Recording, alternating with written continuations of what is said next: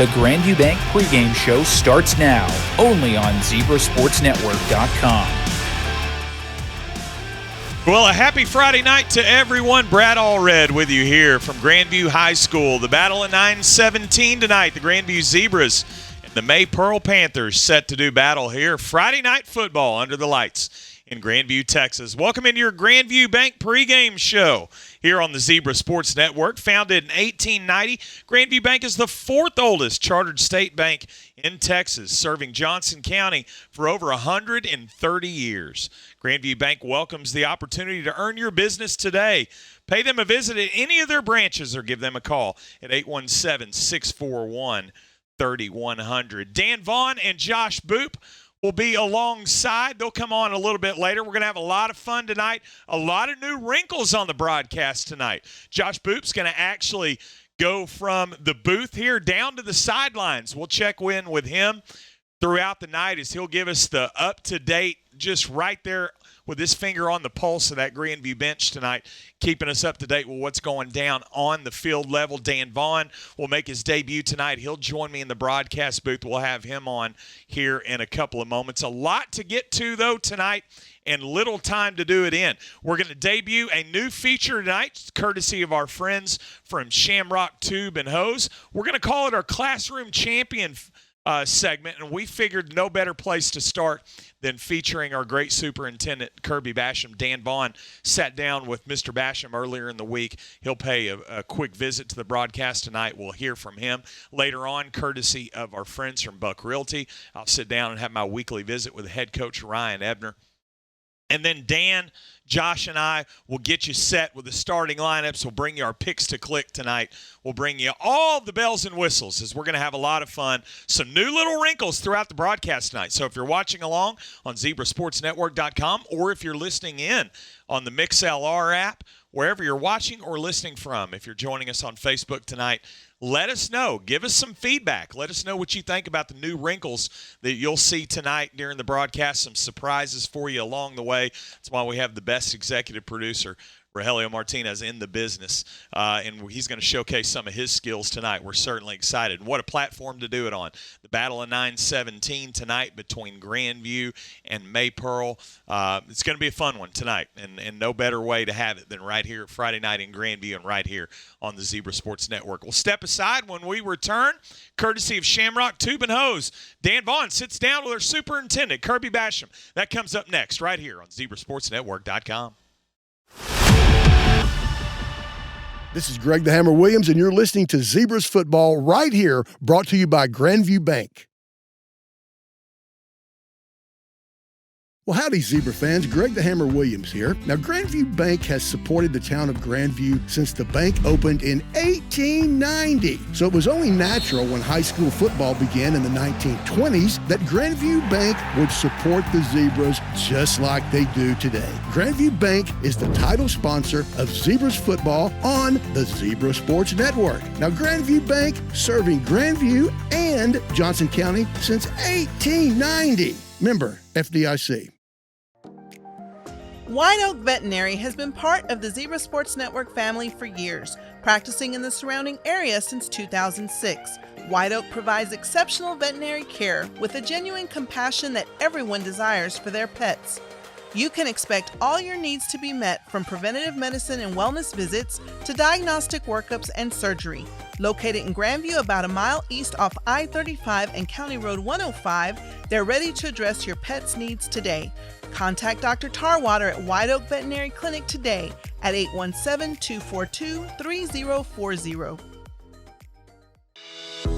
Are you seeking to maximize your retirement savings, retire soon, or develop a financial plan for you and your family? Sharp Wealth Management can help. Our reputation is built on a long track record of providing disciplined, comprehensive financial planning. Our process includes retirement planning, investment management, tax planning, estate and legacy planning, risk management, and more. Let our expertise, knowledge, and experience help you pursue long-term financial success. Don't wait until the fourth quarter to start planning for your future. Visit us at www.sharpwm.com or at our office located in Old Town Burleson. Hey Zebras, need a plumber? Check out KMP Plumbing, Heating, and Air. KMP is family owned and operated, serving the DFW Metroplex since 1985. K&P offers simple plumbing, heating, and air solutions for your home or business, as well as 24-hour emergency services. Schedule your service online today at kmpcorp.com. That's kmpcorp.com. K&P Plumbing, Heating, and Air. K&P, license N17237. Hey, Zebra fans, Brad Allred here. And if you're in the market for a new vehicle, whether it be a truck, car, SUV, I suggest you go visit our newest friends over at Burleson Nissan, located at 300 North Burleson Boulevard, right off I-35. They've got a fantastic selection, excellent service. I got my Nissan Titan there and have been happy ever since. Give them a call today, 817-484-3500, or visit them at burlesonnissan.com. Let's welcome LeMaster Custom Pools to the Zebra Sports Network family. The team at LeMaster Custom Pools has over 20 years of custom pool building experience. They know what it takes to build a pool that's beautiful and will satisfy you and your family over those hot Texas summers. Give their team a call today to collaborate on your new pool idea and experience the difference by contacting their office at 817-526-5224 or give Dustin LeMaster a call at 817-999-1860 and let him know the Zebra Sports Network sent you.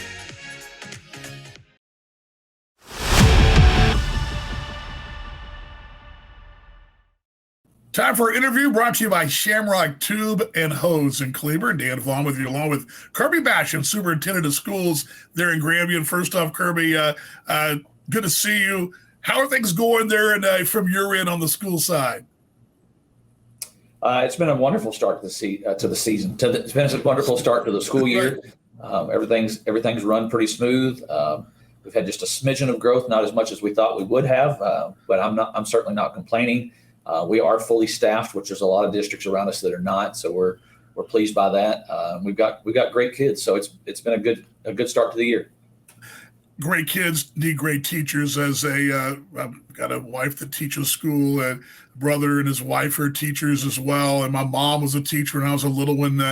You got to have great teachers, and it's something I've heard time and time again about what we've got going on in Grandview is just the quality of teachers. Tell us about that. I mean, you've got a high level, and you've got to be proud of that. Well, first off, you mentioned your mom being a teacher. My mom was a teacher as well. She taught for 30 years, and I tell people she's 10 times the educator that I am. So I'm very familiar with that. Teaching is where the rubber meets the road. That's where the magic happens. And we're very blessed to have exceptional teachers. 40% of our staff has 10 years of experience or more. 28% of our staff has 20% or more. So we've got experienced teachers, and they've got a lot of tools in their teaching toolbox, and they're able to use those. They're very creative. We feel like we give them the autonomy to be the expert in the teaching classroom, and they do. And when you give them that autonomy, nobody really wants to be told what to do in anything, right? I know I don't like to be told what to do. And so when you give people autonomy, they can really shine. They can get creative. They can think outside the box, and that's when the true magic happens. And so we're very fortunate to have teachers that explore their craft and love their kids. You mentioned the autonomy. Outside of the autonomy, what are the things in general you're looking for that you know this bunch has? I mean, you have several boxes you tick. There's I need this. I've got these things from these folks. And is there more so just than the autonomy? Yeah, the main thing that we look for is, are you going to be a good fit for us? I tell people when I was a principal and I would interview people, I would tell people an interview is kind of like a first date. You're trying to figure out, is Grandview a good place for me? And we're trying to figure out, hey, is this a good person for Grandview? We have a certain expectation. We have a certain culture that's different than a lot of places. And so we're trying to figure out, hey, is this person going to be able to hold kids to the expectation that we want? Or is this person going to fit into the culture that we want? And again, it works both ways. They're trying to figure out, hey, is this a good place for us? And so it all boils down to are they a good fit? Are they going to be able to create a relationship with not just their teaching partners, but most importantly with their kids? Because that's where it all boils down to, what sort of relationship do those teachers have with those kids? If those kids can see right through you, man. If they think you're fake, they're not going to buy in. But if they know that you truly care about them as a student and a person, then they'll work harder then they think they have to because they want to please you. And so authentic relationships is something that we really believe in. It's one of our core beliefs. And our teachers do. We hire people that love kids. I've been amazed, in my work with the Zebra Sports Network the last year, I've been amazed at the little stories I've heard and just the difference that these teachers are making. I mean, it seems like these kids really get it. From a kid's perspective, I think they sort of get it too. I get the impression, because I don't know it's always that way at every school. A lot of times, there's kind of a divide between the teachers. They do their thing, the students do their thing, and they kind of meet sort of in the middle. It seems like the kids sort of get it, that they've got a really special situation in Grandview. At least that's my impression of the kids. They sort of get how special things are. I hope so. I hope so. I hope our teachers do. And that it goes all the way to the school board. I've been here. This is my 13th year, and I've never seen a non-7-0 vote. It's a unique place in that everybody is on the same page. We're pulling the rope the same direction. We're rowing the boat the same direction. Whatever phrase you want to use, that's really important to us, and that includes the kids buying in. They understand. Now the flip side of that coin is we deal with complacency from time to time. Because we are fortunate to have good results in extracurriculars and academics. When we go, hey, we did this, that everybody's like, oh yeah, well, we kind of expected to. Well, we still want to celebrate it, and so, but our students realize that they're in a different environment, and they're appreciative of that. Do you have any challenges these days? You and I, when we were going through school, things are a little different. I mean, it's changed throughout the country. It just seems like the culture of education is changing. How has that been a challenge for folks in Grandview, for you from your end to kind of, because your culture is very good, obviously, and you guys have got a really strong culture, but how do you navigate kind of the course of things that go on, just in general in education? We just try to be transparent. People talk, hey, critical race theory, or you teaching, some sort of, I don't know, you pick the hot topic, the hot political topic of the day, and people ask us, are we teaching that? No, we're not teaching critical race theory. We're teaching the Texas Essential Knowledge and Skills. That's because that's what the state tells us to teach, and that's what we're going to do. But yeah, education is kind of the political football right now, and that puts us in a hard spot. And so our answer to that is we're just going to be transparent. If people call and go, hey, what are you teaching? We're going to tell them. We're not trying to hide anything. We want community involvement. We want parental involvement. I spoke yesterday at the Chamber of Commerce and Lions Club meeting, and I said, listen, if you're having a bad day, you call me, and I'll walk you around the elementary school, and you'll be smiling within 30 seconds, I promise. We want parental and community involvement because that's a big part of what we're about. Yeah, that's that no doubt about it. And you put that perspective out there. I love that. And as far as, just in general, where would you like to see this thing go, 5 years, 10 years from now? Were you looking at as far as down the road? Because obviously things are changing. You got to navigate those waters. But where do you see Grandview ISD down the road from now, and as far as from your sitting? Well, I think the biggest thing in Grandview overall, not just Grandview ISD, is growth. There's a new housing development on the west side of town out there that just started, and once it fills out, it's gonna change the culture of not. It's not going to change the culture. It's going to change the dynamic of students that we have from just a numbers standpoint. And so, myself and the board, we're preparing for growth. We're looking at our different options and where we're going to just be able to put kids. Are we gonna need to build a building? Are we gonna be able to bring some of our older buildings, refurbish them, and put them back into service? Those are some of the biggest things that we talk about. But from a culture standpoint, I'm the culture guy, right? My son graduated a couple years ago. He was a fourth generation zebra. I'm a third generation zebra. So when I fall down, I don't bleed red. I bleed black and white. And lots of people have heard me say that before. But I'm the culture guy. I love this place with every fiber of my being, and I'm going to do everything that I can to not let growth affect the culture. The culture will affect the growth.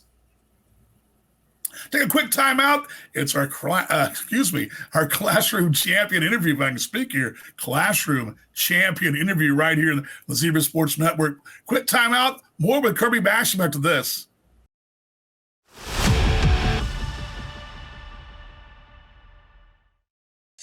Welcome Shamrock Tube and Hose to the Zebra Sports Network. Shamrock Tube and Hose can create or replicate any brake hose or tube to your exact specifications. They can provide hoses for any type of car, truck, SUV, bus, trailer, motorhome, golf cart, forklift, and more. Providing fast, friendly, and dependable hydraulic and automotive hose repair or replacement. Go pay them a visit at 3220 North Main Street in Cleburne. Call them today at 817-980-3032. Classroom champion interview with Kirby Basham, superintendent of schools in Grandview. Dan Vaughn with you here, brought to you by Shamrock Tube and Hose in Cleburne. Good folks right there. And Kirby, let's have a little fun here, because I do have a note here that says that you have a background in coaching. You did a little coaching back in the day. Yes, sir. Do you sort of dial or take anything from your coaching days and your administrative days? Oh, 100%. People used to ask me when I was the principal, what do I miss about coaching? The biggest thing that I miss about coaching is the relationship that you build with that, 12 kids on your basketball team, or the 30 kids on your varsity football team, or those sort of things. I mean, you see those kids more than their parents do. And so you could tell when a kid walked in the gym or walked into the weight room if he had broken up with his girlfriend that day, just from the look on his face. Right. And so you miss that relationship. And that's probably the hardest thing that I miss. I don't miss laundry. I can tell you that. I've watched more. People don't realize how much laundry coaches do. But I think being a school administrator is kind of like coaching a game every day. You go into a day with what your calendar says that you're going to do, but then something happens and then you got to shift on the fly. No different than Coach Ebner is going to have a game plan, and Maypearl is going to come out and run something different. He's going to have to shift on the fly. And that's why I think he's a great coach, because he adapts very quickly and is able to do that. But as a school administrator, you have to do that. So it's kind of like I say, it's kind of like coaching a game every day. And so, yeah, I certainly take the experiences that I had from being a coach into the administrative role. You mentioned, having interaction with kids. I know just for me, even as an older guy now, I can still think back and remember my principals and the people that made a difference in my upbringing in my school time. You mentioned coaching and being interactive. Do you get a chance to be interactive, and do you try to really be as interactive as you can be with the students on a daily basis and create those same kind of relationships? 100%. I'm terrible with names. So, we have 1,422 students in Grandview ISD today. And so I don't know their names. I work at it. I'm trying, but I'm not going to learn 1,400 names. That's just not a skill set that Kirby Basham has. But I fist bump a lot of kids. I see parents and kids out in the community, and they'll talk to their elementary kid, and hey, do you know this guy? No, and they'll do like this, and they'll be like, and I'm like, yeah, I'm the fist bump guy. And so 100%, I'll try to get into the classrooms. I walk through the gyms every day before school to try to talk to those kids and just joke with them. I was joking with some junior high kids this morning, just trying to be silly and create those relationships, because I want them to know, hey, that guy, he cares about me. He may not know my actual name, but I know that guy. I like him, and he cares about me and wants what's best for me. He knows the fist bump guy's a good dude. That's a good thing, right? That's what I want. I want them to think the fist bump guy is a good dude. This is real random, because I've noticed this. Gosh, it doesn't matter if it's wherever the school is, but I'm just going back to my days as a kid, because I love summer. I love summertime. It's a challenge, it seems like now, as education's changed. Summer's gotten shorter. Am I dreaming that? Because it seems like back in the day, in my day, I'd get my June, got my July, most of August. Now it seems like here comes August 7th or 1st or whatever, and boom, school's back. Am I dreaming that? Well, you're dreaming it to an extent. The actual school, the teaching and learning doesn't take place until the middle of August. It does start earlier than it used to. It used to be we wouldn't start until after, is it Memorial Day? I always get Memorial Day and Labor Day mixed up, because they book Labor in. Day. Labor Day. It didn't start until after Labor Day. But now we do start earlier. But there's kids up here all summer. We're doing tutorials in the summer. We're doing remediation. We do midsummer testing. And then, of course, you have your extracurricular workouts every morning where you've got, 100 plus kids, junior high and high school that are down there working out and then doing some sort of sport activity. You've got band activities that are going on. And then basically August 1st, when they start having volleyball practice, band practice, football practice. No, we're not going to English class, but essentially school is in session. Yeah, it's crazy. It just seems like it just starts so early. It does. Yeah, the culture, and you mentioned culture. I'm a big culture guy in my work in baseball. I know Brad and I've talked about this over and over again, but I've been impressed just with the general culture. And I think all successful school districts, I would think, share this. But what I love about Grandview is the overview that it's, the band and you've got the academics and the good citizens and the athlete. There's a whole culture that's involved here. And where did that, I know that's obviously one of your trademarks, but how do you keep the culture going? It seems so impressive because I hear it. You watch these young men and women, yes sir, no sir, and just see everybody, and they're supporting every aspect of the culture, which the band, the sports, all that, academics. How do you keep that going? How do you keep those fires, those cultural fires going? Because heck, you do a great job doing that. That's the hardest thing that we do. But there's some of it is there's not a lot of turnover. Coach Ebner's been here almost 20 years. I've been here 13 years. I was from here. Mr. Perrin, the superintendent prior to me, was here for 11 years. There's only been a handful of superintendents since I graduated in 1990. Mr. Pinkerton was the superintendent then, and he was the superintendent for 20 plus years. When you don't have a lot of turnover, you can hold on to that culture. And we have a lot of teachers that work in Grandview for a long time.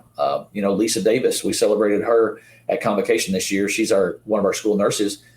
We celebrated her 40th year.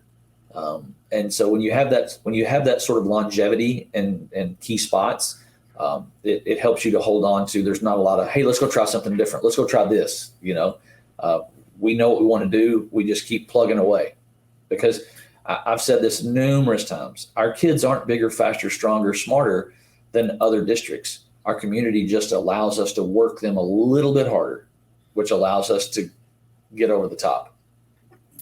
Kirby, appreciate your time. You're our classroom champion this week. Appreciate your time and what you do and allowing us, the Zebra Sports Network, to be involved with the students and doing what we do. We appreciate it. And, man, just love the culture and love what's going on with the Zebras. You bet. I appreciate it very much. Thank y'all for what y'all do. You bet. Brought to you by Shamrock Tube and Hose in Cleveland. That's our classroom champion with Superintendent Kirby Basham.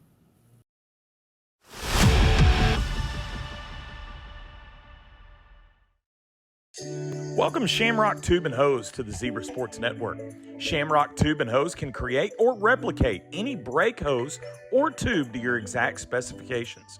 They can provide hoses for any type of car, truck, SUV, bus, trailer, motorhome, golf cart, forklift, and more. Providing fast, friendly, and dependable hydraulic and automotive hose repair or replacement. Go pay them a visit at 3220 North Main Street in Cleveland. Call them today at 817-980-3032. If you're in the market for buying or selling real estate, consider our friends at Buck Realty. Tammy Rydell and her team are a boutique-style real estate firm with an independent brokerage in Grandview that strives to provide a professional, one-of-a-kind experience for buyers and sellers. Their boutique style focuses on the person, the lifestyle, and the experience. Contact Buck Realty today by calling 817-866-3700.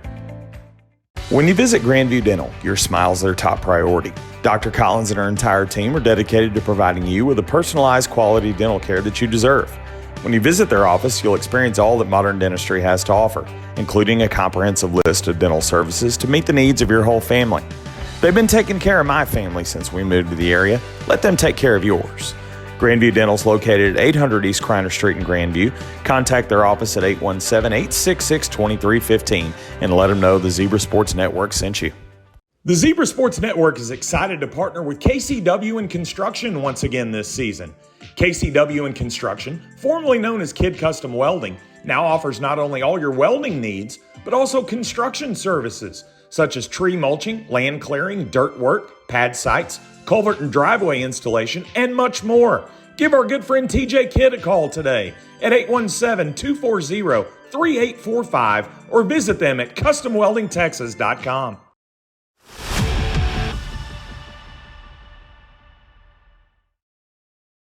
Brad Allred, Dan Vaughn back here with you in the booth. Big thanks to Kirby Basham and the visit, courtesy of Shamrock Tube and Hose. DV, it doesn't take you don't have to know a lot to know this is a rivalry game tonight. Grandview and Maypearl going to do battle, and I'm the clown. In fact, I'm so revved up for it. I was calling it the Battle of 917. Everyone knew I meant the Battle of 916, so don't hold that against me. But these two teams tonight, both off to good starts. You know, you got to tip your cap to the Maypearl Panthers. 3-0 out of the gate. And they're playing some good football early on. Yeah, they really are. And looking at them, just watching their tape and what they've done, really offensively, it's what JT Washington does. That's going to be the key tonight. I mean, Grandview really has got his name on the board. Knows that wherever he is in the field, someone needs to be on him, a helmet on him, a body on him. I guess he's going to be all over the field.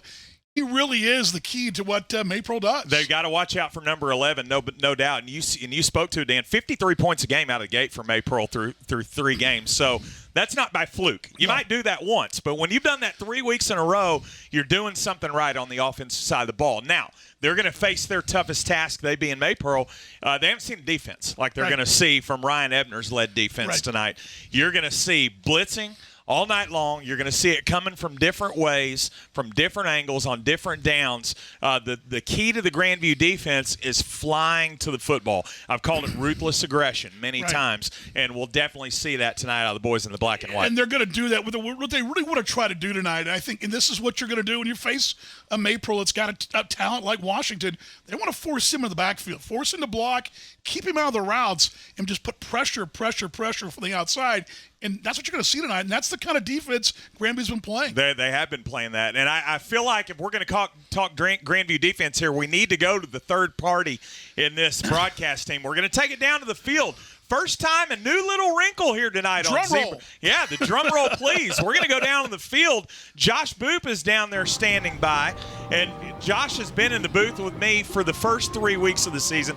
Josh, this Grandview defense, they're going to have to rise to the challenge tonight. JT Washington, he's getting about 200 yards a game combined from the ground and the air. And the Grandview Zebra defense, as we talked about before, they're going to need to know where number 11's at all times tonight. Yeah, and Brad, let's go ahead and clarify. Roe and I had to do the first 2 weeks. This is only your second week, so we're not going to catch any slack there. Correct. But definitely do it front defensively, defensive line. They're going to have to really control the running lanes and get a good push out front, so that you can allow the secondary guys and linebackers to run free and use their speed to hit those gaps. They're going to have to tame out scrimmage, like I said, and if they can do that and allow those guys to run free, then it gives them a better opportunity to shut down JT Washington. And then, like we talked about earlier, it's kind of like if you're watching this game, you watched the 49er game last night, think Deebo Samuel when you think of JT Washington. He's going to be somebody that they're going to kind of a gimmicky guy that they're going to use all around the field in different sets, and so they're going to have to keep their eye on him at all times. Josh, let's talk about when Grandview has the football. Obviously, Casey Cannon is going to play a very big role tonight, but a different type of runner than a JT Washington. Casey Cannon is one that's going to pound he's going to pound the rock. He's going to stay in between his tackles. He's the type of guy who's not going down with first contact. Talk about what Casey Cannon will bring to this offense tonight. Well, we say it week in and week out. Casey, he's a north and south runner. That's what he's going to do. He's going to take the punishment to the other team and not let them bring it to them. Opposite of JT Washington, it's almost sometimes he'll get arm tackled. Casey's going to run through arm tackles, and he's going to do a good job of that. I expect to see a healthy dose of Casey tonight. They're going to try to let him pound the rock and really pound against that defense. That's going to open up that play action and the quick hitters that Ryder likes to throw over the middle too. Brad Allred, Dan Vaughn, and Josh Boop with you here from Grandview tonight. The Battle of 916. I'm going to get it right, Dan. It's the Battle of 916. It's a battle. It doesn't matter what sport. We saw it last year. You and Doctor didn't mean this whole thing say, Wait till you see a Maypearl Grandview game. You were spot on about that last year in basketball, baseball. Now football, it doesn't matter. These are rivals. They're going to get after it. Now, Dan, Josh, and I can talk about football all night long, but we need to go to the man that matters. Our interview each week in our visit with head coach Ryan Ebner, courtesy of our friends from Buck Realty. We want to thank our good friend Tammy Rydell, who is a trusted local area expert with a vast knowledge of the area and the surrounding communities. If you're in the market for buying or selling real estate, go give Buck Realty a call today at 817-866-3700 and let them know the Zebra Sports Network sent you. On the other side of the break, Ryan Ebner joins us as we roll on here on ZebraSportsNetwork.com.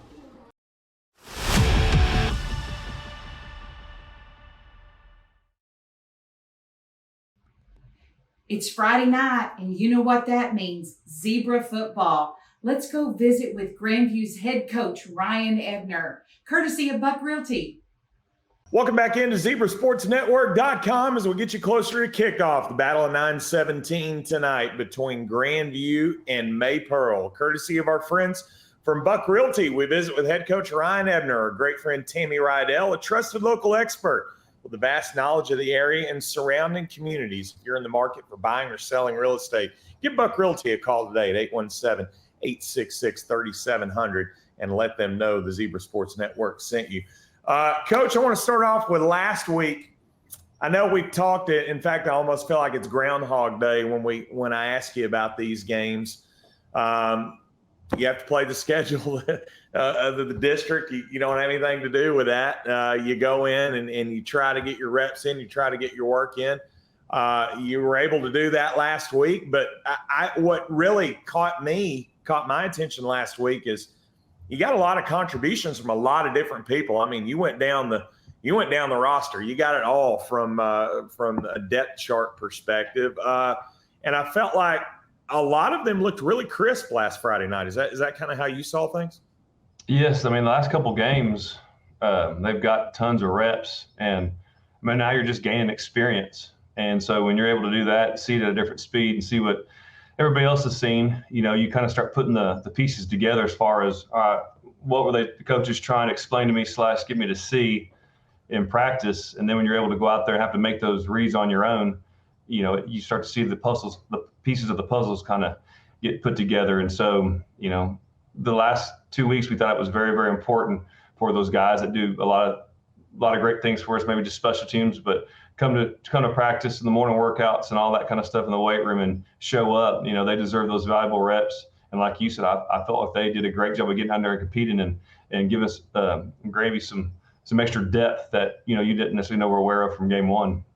I'll say this about Coach Lewis and A+ Academy. They had a couple guys with a little bit of speed, and that showed your defense, gave them some opportunities, particularly in the second half, as you talked about, when you go maybe to that second unit defensively and giving them some of those quality reps.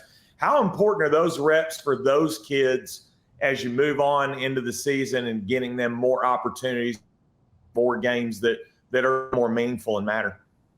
Yeah, first off, I'd like to say, man, I applaud Coach Lewis, from where they started to now. I mean, you can see every single year the results of his team and how much better they get. And so, a lot of those kids are guys that have just grown up in the system, and you're finally starting to see some of the highlights of what they've been working on. And I said that all week last week, man, they've improved so much from, I guess, 5 years ago we started playing them, something like that. Mm-hmm. But I mean, I don't know. I just think that's phenomenal work for somebody that they're not there yet, but you can see they're well on their way. And that's, all the love for him for doing that. And, you're taking on something like that and just being able to have the discipline and the time and mind frame to be able to handle that. As far as those other guys getting in, they scored a couple of touchdowns, and, it was our fault. We didn't line up right, but then we did later on in the game after we screwed it up a couple of times and was able to stop it, and then the light bulb came on. Mm-hmm. And so whenever you're able to have those type of moments, and there's a bunch of those in the second half that are happening for those guys, they're learning and they're getting themselves better, and they see the importance of just lining up. A lot of times I say it when you ask me what are some keys to defense. Well, lining up's a huge part of it. If you're lining up to what they're giving us, you're going to put yourself in a better place just to start the playoff. And so the fact that they're able to get that experience it'll just pay off as the year goes on. I want to talk about the offensive side of the ball quickly, particularly up front. Going back and transitioning from the Malakoff game forward, offensive line seems like they're playing with a little bit more confidence now. And I know reps have something to do with that, getting more comfortable as you get week and week and week and deeper into the season. But there seems like this is just from my perspective, there's also a certain sense of physicality over the last couple of weeks with the offensive line. Almost as like they're playing with a chip on their shoulder, an extra kick of aggression, if you will. Talk about the offensive line the past couple of weeks and how you've seen their effort. Well, you think back to 2-a-days, which I know everybody's not there at it. And we graduated a few guys up front. And so there's a lot of guys that are young guys. At times there's 3 sophomores out there, which is great for the future. But they're going to do some bonehead things, and it's expected, and we've got some senior guys that can step in from the defensive side, and that when they get out there, they do a great job. But if you think about from when they started with Mahia, it was not a lot of blitz in that week, but then you went to Paradise, and they brought the house to then the next week, which got us better for Glen Rose, who does a lot of bear front stuff, where they send just a bunch of different people with man pressure. And then you turn the corner and you get Malakoff's even front. So to me, it's the maturation of seeing a bunch of different fronts as well as what they give you to handle. And as you gain that experience, just like we're talking about, you're able to lean on games and go, hey, remember in this game they did this. And the kids can almost tell you, so we're going to go back to playing it like this. And so you can skip a step of learning. You go, hey, absolutely. And the good teams like that, that's what you're looking for, is that with that experience, they have no knowledge, and then once they obtain that, they can instantly go to a place where they know, okay, we're going to go back to this Malakoff game, even front and doing this stuff. And then you can get more reps as the week goes on. And so to me, that's kind of why you're seeing a more aggression. Instead of thinking, you're attacking because you've got more experience under your belt. Do you think that maturation process translates into them playing with a little bit more confidence? Absolutely, because you know where you're going. You're not worried about, instead of going, oh, here comes this backer walk down a B gap, and you're trying to go through your small Rolodex of things you're supposed to do. You already know. At the end of the day, I take care of this gap, and everything else will take care of itself. As opposed to, well, I think I'm supposed to be, what about this guy over here? And you see, the wheels are turning what, as opposed to, now I know where the ball's being ran. I know which is my most dangerous position on as far as getting to the running back, what technique I need to use. This guy's shaded to this side. Bam, I know where I'm going before the ball's even snapped. And so especially when you're trying to go fast, you make errors a little bit because you don't have a lot of time to think through it in your head. Well, as you get that experience, it comes to you, 10 times quicker than it would have been from the first scrimmage. We're visiting with head coach Ryan Ebner, courtesy of our friends from Buck Realty. And when we return, takes no stranger to know what this week means. A rivalry game with Maypearl. We'll get Coach Ebner's thoughts on that rivalry and the keys for his team to stamp a W here tonight in the battle of 9-17. More with Ryan Ebner when we return on the other side of the break right here on ZebraSportsNetwork.com.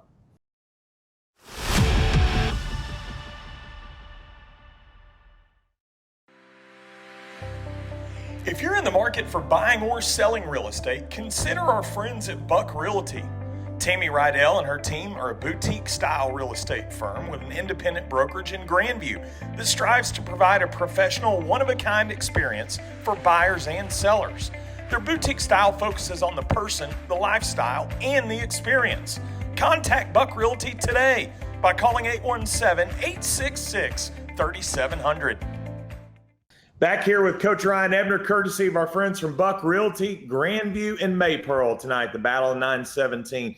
Coach, I've heard you speak about this rivalry before, and you've had a lot of time in this community, a lot of time, obviously as the defensive coordinator now, a number of years as the head coach.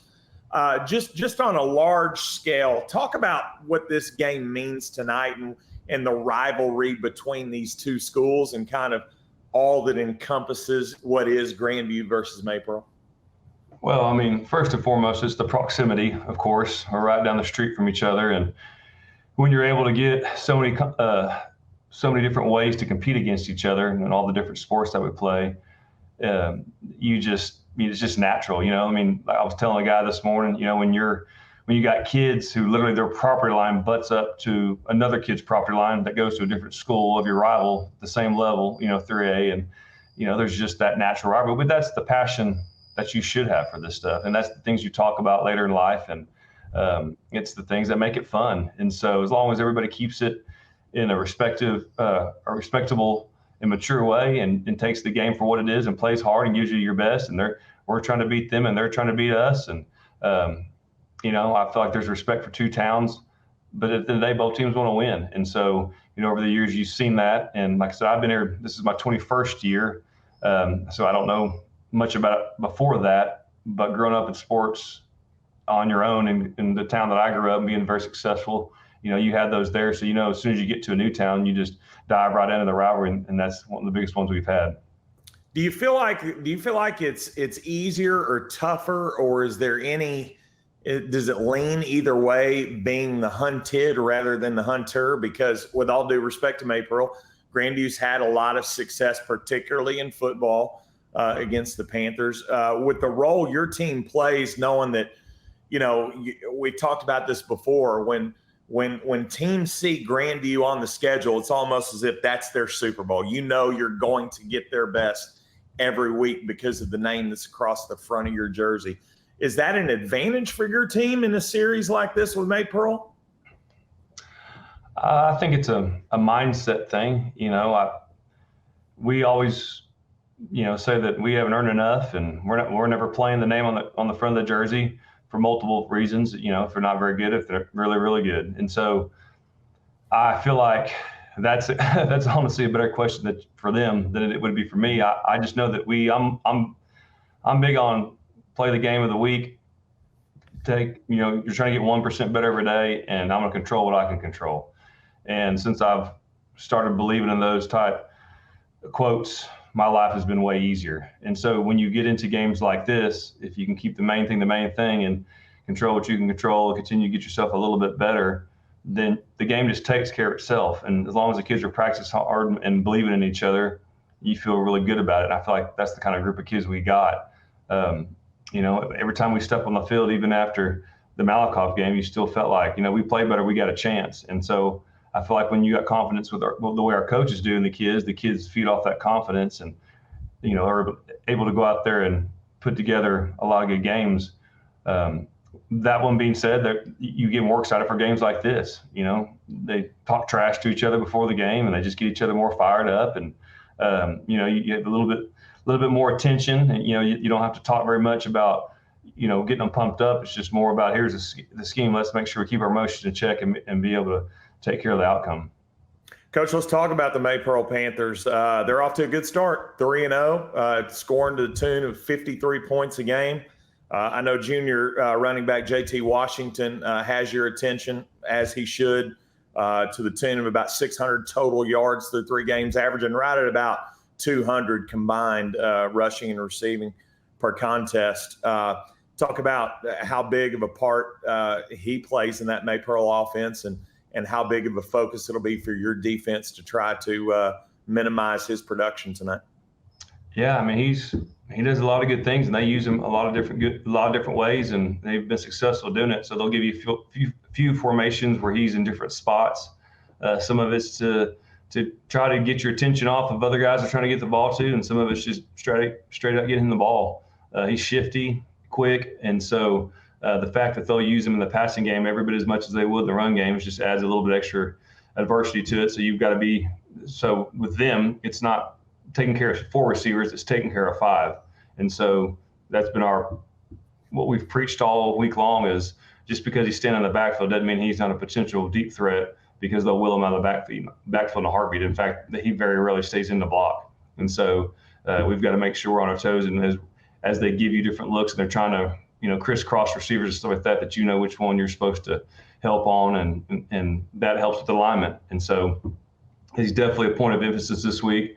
They do a great job of the quarterback, once he gets pressure, just kind of extending the play. Receivers do a good job of finding open grass. So that being said, as much as he gets a lot of attention, you still can't lose track of what your assignment is if it's not on him.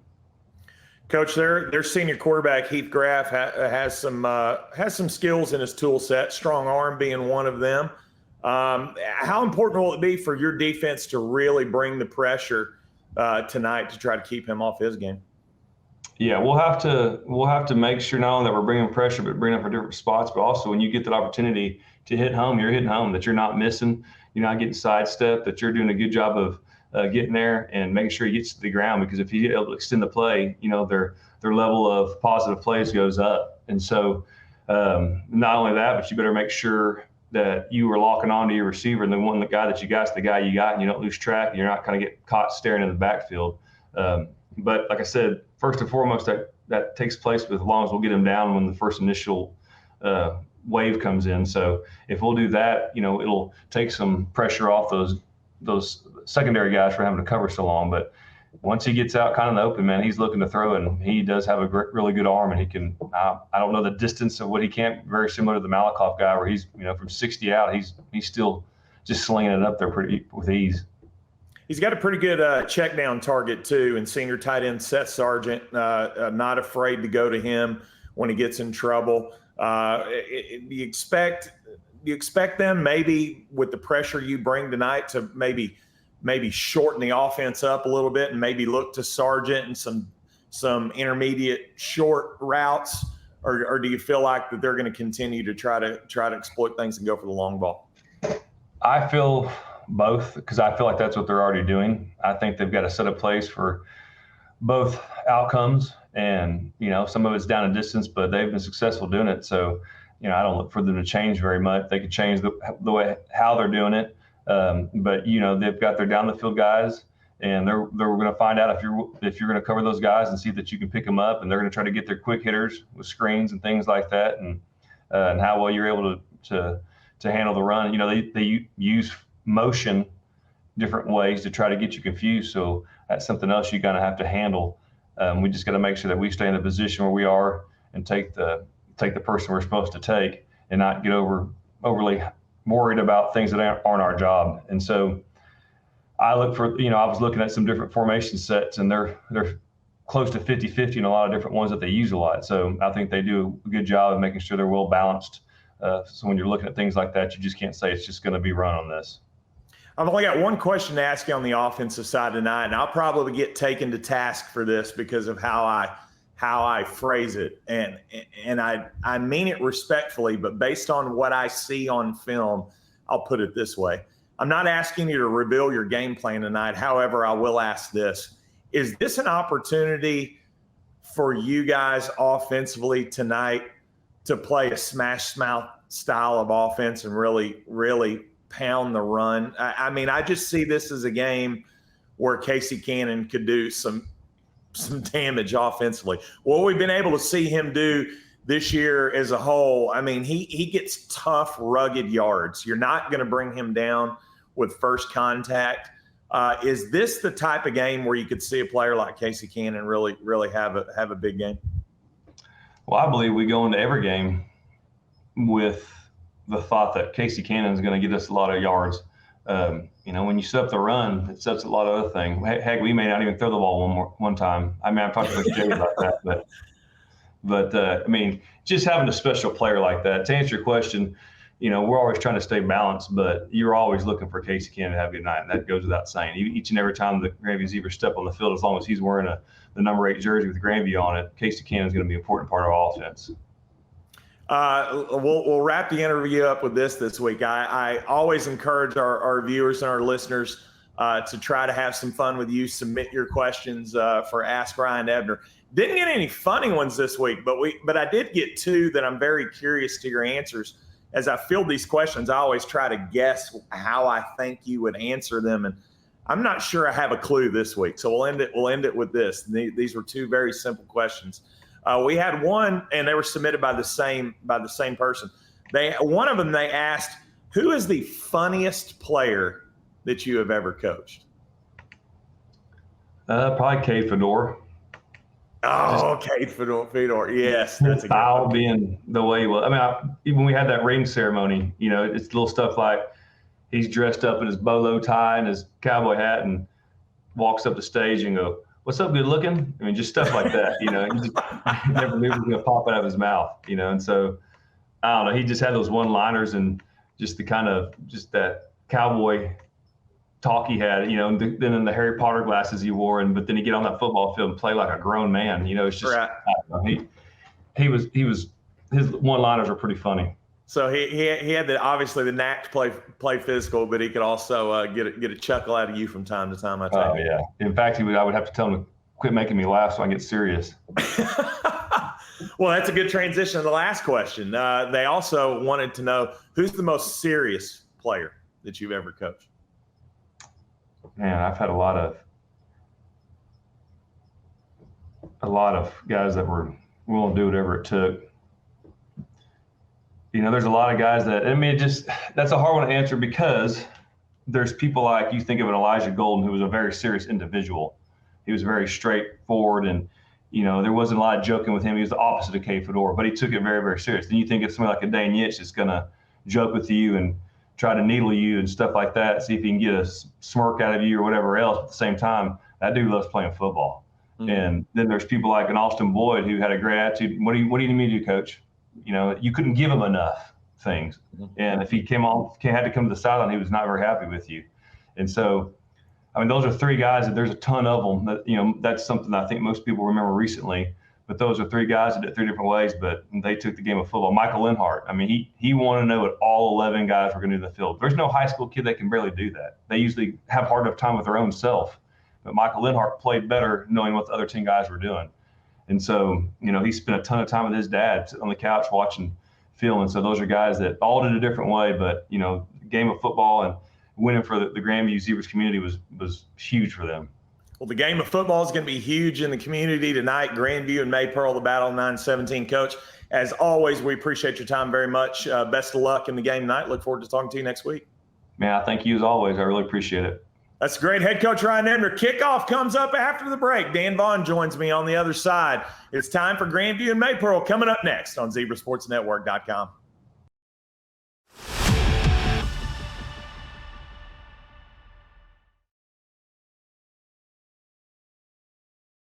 Let's welcome Salon 050 to the Zebra Sports Network team. Ladies, if you're looking for a quality salon experience that you don't have to travel far for, consider Salon 050 to get you looking your best. Whether you are in need of a cut, color, root touch-up, or a new style, Salon 050 has you covered. And guys, you're covered too. Drop by 203 South 1st Street in Grandview for a fresh cut that will turn heads. Don't wait. Make your appointment today by calling Amanda Scarber at 817-441-3800 and let her know the Zebra Sports Network sent you.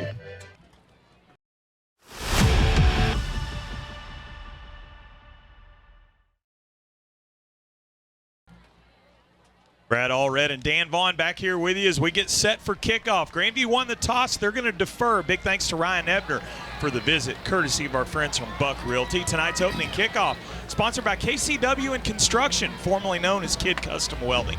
KCW and Construction now offers not only all your welding needs, but also construction services such as tree mulching, land clearing, dirt work, pad sites, culvert, and driveway installation, and more. Contact TJ Kidd today at 817-240-3845. Before the kick, we want to give our deepest sentiments and well wishes to the Randall family. Maypearl lost Wyatt Randall, a 12-year-old that was tragically killed in an ATV accident this past week. We know that community is hurting. We're hurting for you. Our prayers are with you. And tonight we do nothing but offer our utmost respects to the Randall family and the entire Maypearl community.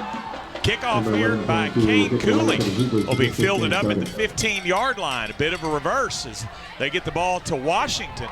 He gets wrestled down up at about the 25-yard line. He'll get stacked up there, and that's where the Maypearl offense will go to work. Dan, we talked about it in the pregame, and we saw it right there on the kickoff. They want to get the ball in the hands of J.T. Washington, and we saw that right out of the gate. Number 11, just that's all you're going to hear. Number 11, and they tried to get it to him right on the kickoff. Just kind of create a new little wrinkle. You're going to see it all night. Number 11. Starting lineups tonight. courtesy of our friends from Entwine Grounds. Get your day started with that morning coffee or refreshing smoothie by visiting our friends at Entwine Grounds at 901 East Kreiner Street in Grandview. Tuesdays through Saturdays from 6 to noon. Let them know the Zebra Sports Network sent you. They're going to go 4 wide, the Maypearl Panthers, as they've got twin receivers to both sides. They bring Washington in motion in the slot as Heath Graff, senior quarterback, will bark out the signals with 15 on the play clock. They'll start 1st and 10 from their own 27-yard line. A 3-step top drop for Graff as he'll look for Washington on the screen. He gets bottled up by a couple of Grandview defenders back at the 24-yard line. That'd be about a loss of 3, and Grandview bringing the pressure early. Yeah, pressure early right up the box right there. Looked like King Cooley came right up the middle, created that, broke the screen up right away. 2nd and 12 now for the Panthers, moving left to right. The white jerseys, white pants tonight. Heath Graff will take the snap. He looks left. He'll go that direction. A long one intended for number 12, that being Gage Upton. That one incomplete. Double coverage there. Caleb Quintero in there on the coverage for Grandview. Good defense for the Zebras, and it puts Maypearl in the 3rd and 12. Yeah, just see a situation right there where Washington was out in the flat.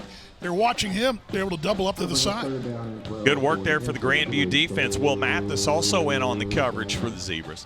Now on 3rd and 12, Graff will look right, goes outside, finds his man, and R.J. Washington will make the diving catch at about the 35-yard line. Short of that first down markers. Washington lost the helmet. He'll have to come off for a play. So it'll be 4th down and 3, and it looks like the punt team coming on here from Maypearl. So the Zebras hold the Panthers in that first drive, and that's big, Dan. We're talking about a Maypearl team, 53 points a game through the first 3 ball games. So when you keep them off the board early, you got to check that box as being an early win. 4th and short here. You're going to keep your head up here. Jaleel Allen back deep. He's got his heels on the 33-yard line. Maypearl look to punt this one away, and it's a long spiraling kick that'll bounce at the 30. What a bounce. Inside the 20, down inside the 15. That one will come to a rest at about the 13-yard line, and that's where Grandview will have it. We'll keep it right here. We get back to these starting lineups by Entwine Grounds as the Grandview offense will come out on the field. Of course, Casey Cannon in the backfield, the senior running back, toting it to the tune of about 5.8 a carry, 333 yards in his first 4 ball games. Ryder Hayes will be under center at quarterback. Hayes a 70% completion percentage, 13 touchdowns, just short of 900 yards thus far on the year. Now for the Zebras, all up front, Martinez, Holmes, Linhart, Hadelberg, and Johnson. Big fellas protecting the backs as they'll give to Casey Cannon on 1st down, 25 or 15 up to the 20, as he'll get trucked and brought down there by number 44, Colin Brooks on the tackle. But again, good hard running for Casey Cannon right out of the gate. And something Coach Ebner told me for the ball game, we got to sometimes get Cannon from avoiding contact, but we want to see him have contact. Well, he just initiated the contact. He's not afraid to make it. In that second level right there, the linebackers, Maypearl got a heavy dose of Casey Cannon right there, right up the box there. 7 yards for Cannon on the carry. 2nd down and 3 for the Zebras. They'll be twins to the near side of the field as there'll be Baronis with Jaleel Allen in the slot. They'll give up the middle to Cannon. He's off to the races. 50. 45, 40, 35, 30. They're not going to catch him. Casey Cannon, 10-5. They did catch him. All the way down to the 2-yard line. That'll be 78 yards, if my math's right. Yeah, I'm not a math major, but that was a heck of a long run. I'm not either, but 78 and then some. And just at the last moment, they caught him right there at the last moment, the 2-yard line. But, again, between the tackles, helmet on helmet, led by those big guys up front. And, boy, that was a huge hole right there, too. The whole part of the waves there. 77 yards officially on the Cannon carry. They'll mark the football at the 3-yard line, be 1st and goal. I don't think he was in about a 5-yard space. He had to move it all. It was such an easy hole right there. They'll give it to him again up the middle, and he'll walk the dog straight into the end zone.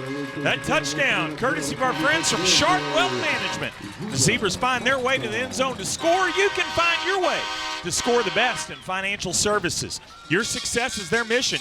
Give them a call today at 817-618-9882. Let Nathan Harsh know the Zebra Sports Network sent you. 7th touchdown on the season for Casey Cannon. Puts Grandview on the board here early. 6-0 with 9:22 to go. Extra point attempt is up, and that one is good. 9:22 to go first quarter. 7-0 Grandview. Back after the break on ZebraSportsNetwork.com.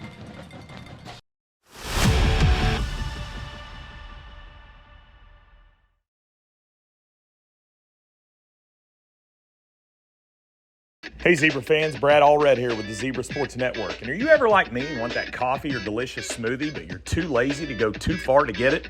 Well, our problems are solved. Entwined Grounds, a coffee and smoothie bowl food truck serving Johnson County and the surrounding areas. They're located at 901 East Kreiner Street in Grandview. They're open Tuesday through Saturday from 6 a.m. to noon. Contact them today at 903-229-3308. Entwined Grounds, a longtime partner with Zebra Sports Network.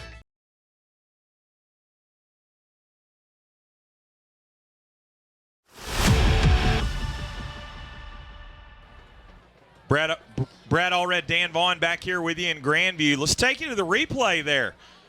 Give you the score here for Casey Cannon as he came to the line of scrimmage, walked the dog from 3 yards out, made it look easy for the Grandview touchdown. Let's take it down to the sideline, and we'll visit with Josh Boop. And Josh, from your angle down there, it looked like Casey Cannon, he was just running off as a track meet.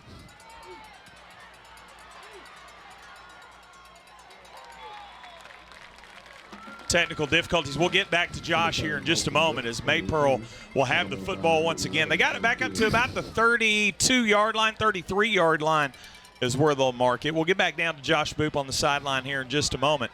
Zebra defense is going to go back to work here. 7-0 lead.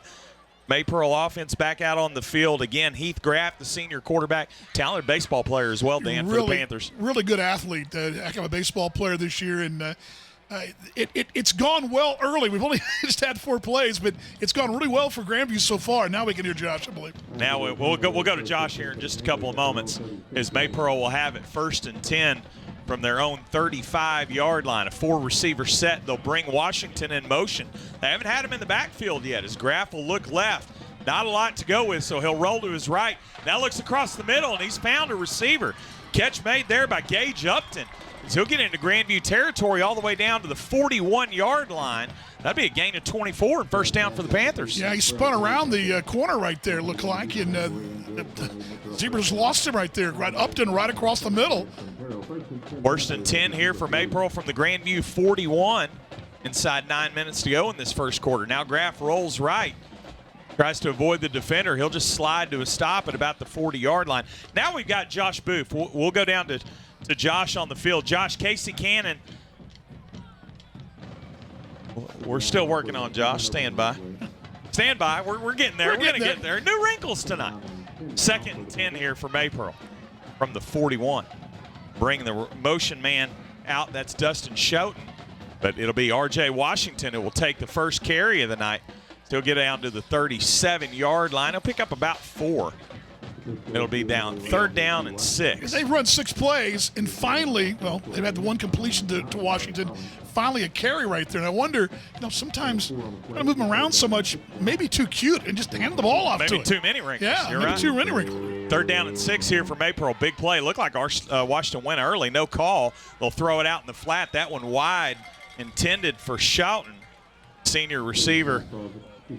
Not in the vicinity of the footballs. It'll be a 4th down. They'll see what Maypearl goes to on 4th down. And we will go down to Josh here after this 4th down. Got to get his comments on Casey Cannon because I want to know what that field view looked like with him running the ball. He was running right at him. Yeah, we'll go to him here after this 4th down play. Big play here, 4th down and 6. Graff will look right. Now he's going to have to roll back left. Pressure from Kane Cooley, and he's got nowhere to throw it. That one incomplete. That'll be a turnover on downs, and the Grandview offense will get the football back. Now we can go down to Josh Booth. Josh, Casey Cannon really making an impact there early on. Talk about from what you saw on the field level.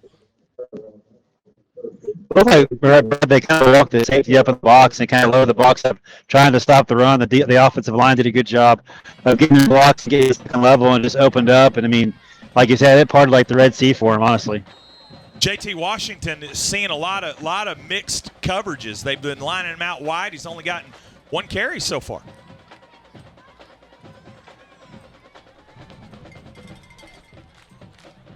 Across the line, but they're bringing, 4 or 5 every play. They're doing a good job of keeping a lot of pressure on Graff and really making him kind of run for his life right now. First down here for the Zebras as they'll throw the quick outlet to Jaleel Allen, who will get up near the 45-yard line. He'll pick up about 8 on the play.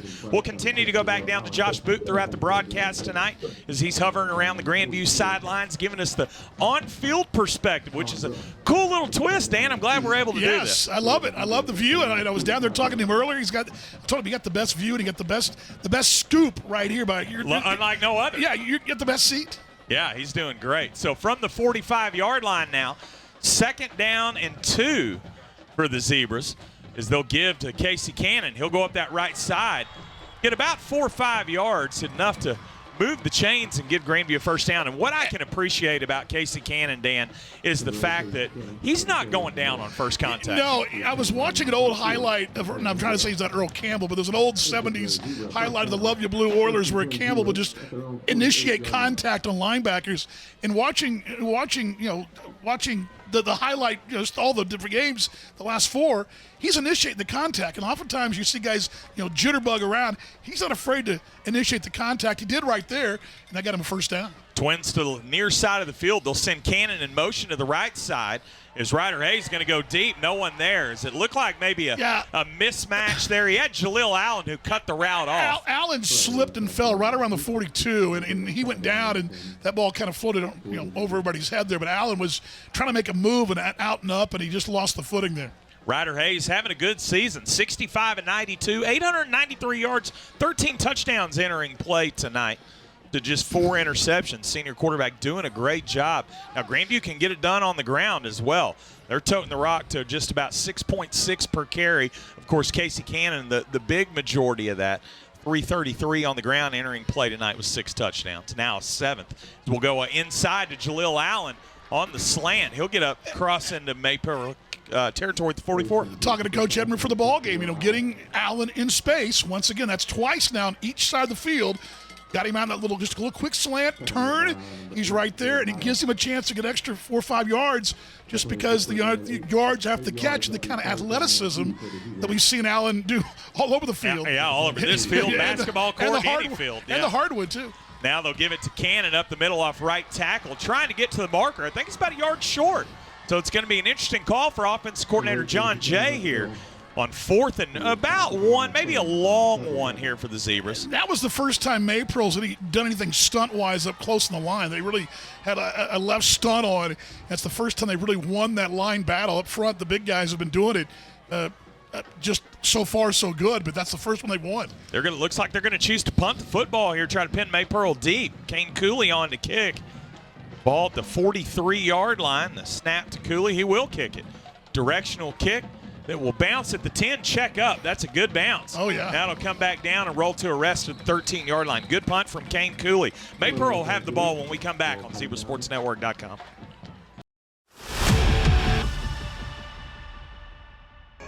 Let's welcome LeMaster Custom Pools to the Zebra Sports Network family. The team at LeMaster Custom Pools has over 20 years of custom pool building experience. They know what it takes to build a pool that's beautiful and will satisfy you and your family over those hot Texas summers. Give their team a call today to collaborate on your new pool idea and experience the difference by contacting their office at 817-526-5224 or give Dustin LeMaster a call at 817-999-1860 and let him know the Zebra Sports Network sent you. All right, here we are back, and on the first play, a fumble on the exchange that was recovered by the Zebras. Grandview's going to have it. Boy, mistake early out of the gate for Maypearl, and Grandview will look to capitalize, Dan. That thing just bounced in front of everybody, and just a ton of black shirts on top of it there. I didn't see who came up with it, but right down there where Josh was, and he even said in our headset, Grandview ball. Yeah. Again, just that's a crucial mistake for Maypearl. Their back's against the wall here. So the good decision to punt pays off as Grandview gets it back. One play later on offense. 4 receivers set. Ryder Hayes will look left, gets it out quick to Anthony Baronis. What a block out there out front by Peyton Holmes. Wow. Touchdown Grandview. Wow. How about Peyton Holmes, the senior left guard? Wow. What a job. That is outstanding work by Holmes out there. We'll see that on replay, but he just leveled his man. And Baronis just walked in. Space. Yeah. That touchdown brought to you by Sharp Wealth Management. Give them a call today, 817-618-9882. Extra point is up, and that one no good. Hooks far left. Let's go to the replay again, Dan, because I want to highlight what Peyton Holmes. I want everybody to watch the left tackle, number 74 here. Left guard. Or the left guard, excuse me, who gets out front. And I mean, he just eviscerates the defender. And really blocks, too, because he blocks one to the other right there. And, Evan Haston, number 22, had no shot. No shot, and knocked him around and knocked him into Sims as well. There we go. Say it again a second time. It's worth the look. What a play. He gets the one block, and he winds up getting 2 blocks. That's 2 really outstanding blocks. The last touchdown earlier, it was a Daniel Leinhardt pancake block that cleared the way. This time, you get the Holmes out in space block, and that's a big time. That's a big time D1 type block. But I'm telling you what, that's the Zebras winning the battle on the line of scrimmage. And that's footwork out there. It's get your footwork out there, keep your legs pumping. You're getting in front of somebody. And as a lineman, sometimes that's not always easy to do. 13-0 Zebras as they capitalize on the first turnover of the night and put it on the board. Of course, that touchdown courtesy of Sharp Wealth Management, as we mentioned earlier. Good to see the Zebras get on the board a couple of times here early. 4:59 to go in this first quarter. 13-0 Grandview. And just a note for those that have noticed that number 99, and you're like, well, who's 99 tonight? That 99, Angel Castillo, who's handling the kickoff or the extra point duties tonight, is down the sideline. A good return there for Maypearl as Tyson Brooks, the junior receiver, takes it up the sideline. He'll give Maypearl a very good starting field position here. About the 46-yard line, Dan, is where they're going to mark the football, and a good spot for Maypearl to start. And from a Maypearl standpoint, you're down by 2 scores early. Everything you've tried to do hasn't really worked. It's a huge drive right here because everything Grandview's done has worked as far as the game plan was going, to put the pressure on the outside, which they've done, and have, keep them in max protection, which is what they've done so far. And it's gone perfectly so far. And this is a big drive for Maypearl. They'll stack a couple of receivers here at the near side of the field. They'll give R.J. Washington, tried to go up across left tackle, met by a couple of different Zebras right there. As number 58, Bryce Lee, putting a hat on somebody from that defensive end spot. He makes the tackle on Washington after a gain of 2. Great job by Halliburton, too, down there sliding down the line for that nose tackle position. Just putting helmet on helmet right there. That front 3 for Grandview, Bryce Lee, Easton Halliburton, Kane Johnson, going to need to come up big tonight, and they have thus far. 2nd down and 8 for Maypearl from their own 47-yard line. That snap above the head of Heath Graff. He'll have to go track that football down and just fall on it back at the 30. Huge mistake. Oh, over the head. That's huge right there. And that's exactly what we're talking about. Grandview dictating the terms of this thing defensively and setting everything up. And then you got to know they know that pressure's coming, and they're in a passing situation. That line's been getting penetration. Some of those ends, little snap over the head, little trying to pull the head up too fast, you snap it over the quarterback's head. 3rd down here for the Panthers. The first down marker all the way back in Maypearl. 3rd and 26. They'll get it out quickly to Schouten. He'll try to turn and come up inside, but he just gets met there. Number of Zebras stacked him up. 6 black jerseys right there, all around the ball. Boy, 6. Blue Hubbard really flew to the football there. The sophomore linebacker really making his mark early on. It'll be a 4th down situation, forcing the Panthers to punt here. And so far, so good for the Zebras in the first quarter. You've had that, the fumble and the snap over the head, 2 costly Maypearl mistakes, and forcing them to go in those long situations. Very predictable. Now we'll see if we can't get Jaleel Allen out in some open field here. He's got lined up at the 35-yard line as this punt will be a high arching kick away from Allen. He'll have to veer over to the left hash to get it. Takes it at the 33, back up 40, 45, spin move, and brought down at the 47-yard line. Credit the open field tackle there for the Maypearl Panthers. That was Ryder Merritt, the junior, making the stop and wrestling Allen to the ground. But Grandview, after that, has good starting field position of their own here. Yeah, right where they need to be. What I love about watching, and what I haven't seen them in person, but watching the Zebras and watching them do their thing, which is pound the rock inside, quick pats, pound the rock inside. They've got a real good tempo. And right now with this lead, you just increase that tempo right here. And I look for that right here. The same thing you've been doing. Tap, tap, tap, here we go. Cannon to the left of Ryder in the shotgun set on 1st down. They'll give Cannon right side. Tries to follow a block, but gets wrestled down after about a gain of 2 up at the 49-yard line. Tyson Brooks, another big stop there, is the junior linebacker making his mark on the defense here for Maypearl. They're quickly back to work from the 49. Second down and 8. Zebras in a hurry. They'll get the screen pass out to Jaleel Allen. Another good block. Cuts up inside. 45 down to about the 41-yard line.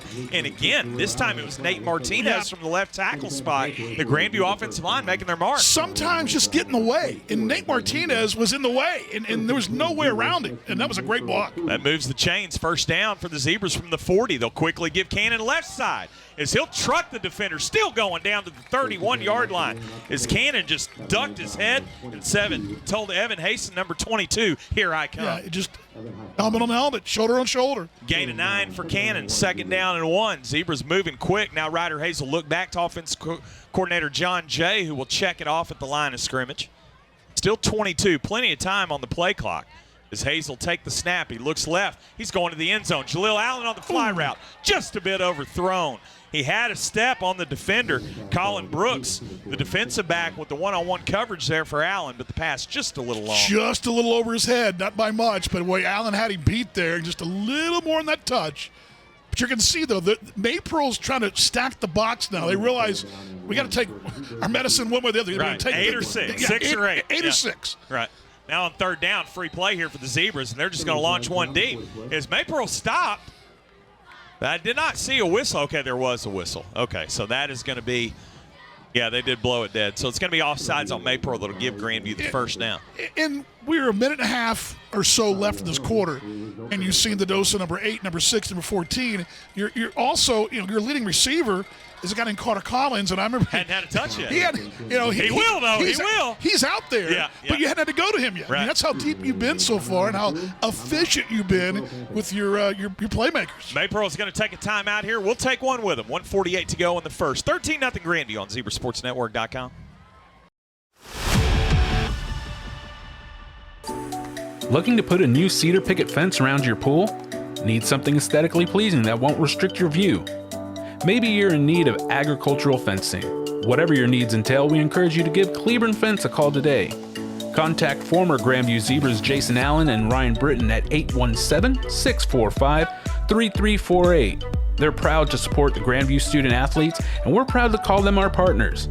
Visit them online at cleburndefence.net or give Cleburne Fence a call today at 817-645-3348 and let them know the Zebra Sports Network sent you.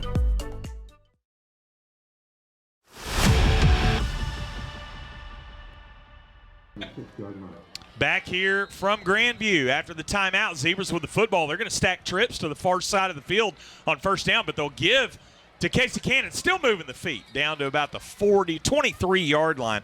Finally wrestled down there on the play by number 54, Wyatt Hatton, the junior defensive lineman, making the stop for the Maypearl Panthers. Yeah, Maypearl started to kind of stack that box a bit, so you spread them out a little bit to give you a little more running lane right there. There was a lane there. It closed pretty quick, but it's there. Will Mathis checks in at receiver. They'll go to the slot, and they'll give it up back. Number 24 makes the tackle as Cannon crossed the 20 down to about the 19-yard line, wrestled down there by Isaiah Manugua. You can watch what they're setting up here because you look out in the right flat, you had number 9 and number 6 both wide open because everybody collapsed there on Cannon, and they're there. It's going to happen. And they're going to lull him to sleep. You're going to put him to sleep in a moment. Third down and 4 here for the Zebras. Hayes will check the line of scrimmage. He's got Cannon to his right. And it looks like another. No, they whistled it. But was there contact made? Let's see here. Wait on the indication. Josh is right down there. Yeah. No, they're going to call on Grandview. Okay. I thought Nate Martinez moved. I thought the left tackle, Nate Martinez, did hunch just a little bit. So that'll be a 5-yard infraction. It'll move Grandview back into a bit of a tougher situation. It'll be third down and 9 here for the Zebras. They'll mark the football. 25-yard line is where Grandview will have it. 46 seconds and counting here in this first quarter. Comes the snap to Hayes. Has time, steps up in the pocket, now flushed out. He's going to use his legs. 20, 15, cuts inside, makes a dive down to about the 12, and that'll move the chains. First down. Yeah, they came with the outside pressure. Blitz looked from the safety on the right side. When they did that, that pocket sort of collapsed, and stepping right up, right in the back pocket was Hayes, and he's got all day to run. First down brought to you by our friends from White Oak Veterinary Clinic. Give your pet the care they deserve by calling our good friends at White Oak today at 817-242-3343. 30-40. March it back, it looks like. Oh, they're going to pull it back. I did not see the flag on the field. I hope I didn't jinx our Zebras there. Yes, I didn't see the call, but Josh may have a better view of that down there than we did. Yeah, let's get back. We can go to Josh here, Ro. Holding penalty was the call there as we go to Josh Boot down on the sidelines. He's our sideline guy, keeping our eyes and ears open down there. So now third down for Grandview from the 35-yard line. Big play here needed from the Zebras. And they'll run a little razzle-dazzle. They've got Jaleel Allen outside. Cuts up inside. 25-20. 15 still on his feet. 10-5. Take it to the house. Touchdown, Grandview. Oh, wow. In space. Are you kidding me? In space. I feel like we said that quite a number of times on the hardwood with Jaleel Allen. Oh, goodness. Let's just take it to the turf as well. Watch him drive the rack right there. How about drive the end zone? We'll get that replay in a moment. The touchdown, of course, courtesy of our friends from Sharp Wealth Management. 19-0 Grandview. They'll look for the extra point attempt right here. What a play by Jaleel Allen. Extra point is up. And that one is good off the leg of Angel Castillo. Well, 20-0 Grandview. Seal blocks to the backside, too, with Halliburg and Johnson both. Watch him just seal that whole back end there. He comes around the right side. And Peyton Holmes again is out front. Look at him out front. And then look at Jaleel Allen just finished it. Just juke after hard step for the Grandview touchdown. Yeah, and that little soft reverse right there. The guard and the tackle seal off that backside, and you pull that guard right there. And Holmes is way out in front. He knocks two away. Then Allen does the rest because it's what Allen does. Got to go down to the field here to Josh Boop. Josh, you got to see that play firsthand down there from the corner. How quick is Jaleel Allen? Oh, yeah, Jaleel's super quick. I mean, that was all him. You got to think about it. He takes the ball in the backfield on the reverse, and that's all Jaleel. I mean, yeah, he got great blocking out front, and his wide receivers did a good job down the field. I was kind of, before the play, I was thinking it was kind of Carter Collins territory, but, maybe next series. Well, I mean, when you got that many weapons and you're John Jay, you got a full catalog of people you can go to. Zebras with the touchdown, yeah, it's just not 20-0. 4 seconds to go here in this first quarter. Been all Grandview thus far. 20-0 Zebras. As Grandview will kick it off. Be Kane Cooley kick it off. Kick will bounce at the 30-yard line at Grandview. Did they get on that ball? I believe they did. I think they did. Yeah, boy, you talk about going to sleep there. Blaine Johnson was just looking at the football and didn't decide to fall on it. Yeah, I thought it was going to go out of bounds. And it didn't. It spun almost like a top there. Watch it spin there. And then just off to the races. What a recovery there. Boy, credit Cade Gann coming up with that football. Yeah, that ball just spun around right there. You either got to jump on it, or if it's not going to go to bounds, you've got to jump on it. And that's another Maypearl shot in the foot right there. So Grandview will have the football. 4.5 seconds to go. 20-0 Zebras. Grandview will have it at the Maypearl 33-yard line. Let's see if they go quick. Let's see if they go with the deep ball here. Trips to the far side. Ryder Hayes plenty of time. Now steps up in the pocket. It's going to be flushed out left. Backside block there by Cam. They're going to get him on a flag there. Yeah. That'll be the final play of the quarter. They did get Casey. Yeah, Casey kind of put his hands out like, oops, I didn't mean to do that. But it was right there in front of the line judge. And, yeah, that's going to come back. Got caught with your hands in the cookie jar on there, that one. And that'll happen at times. Boy, don't think Ryan Ebner won't get down there in Casey's ear about that one. So that will bring, well, no, do they run one on time down? I think no, I guess they don't. They're going to mark that off on the other side. Yeah, they changed that rule this year. Okay, so we'll do that. We'll step aside when we return. We're back for your second quarter. First quarter, all Grandview, 20-0 Zebras on ZebraSportsNetwork.com.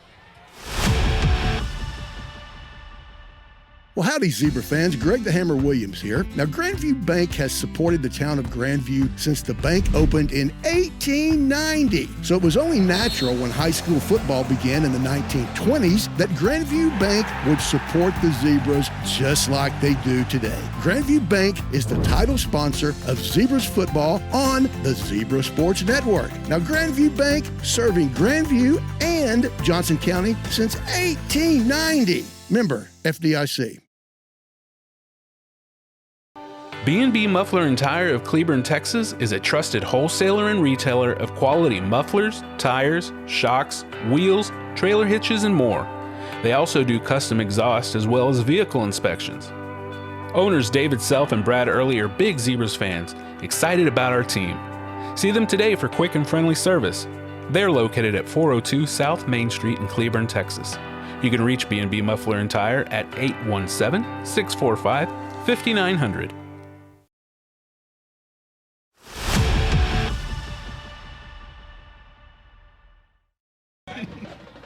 Back here from Grandview as we start the second quarter, 20-0 Zebras.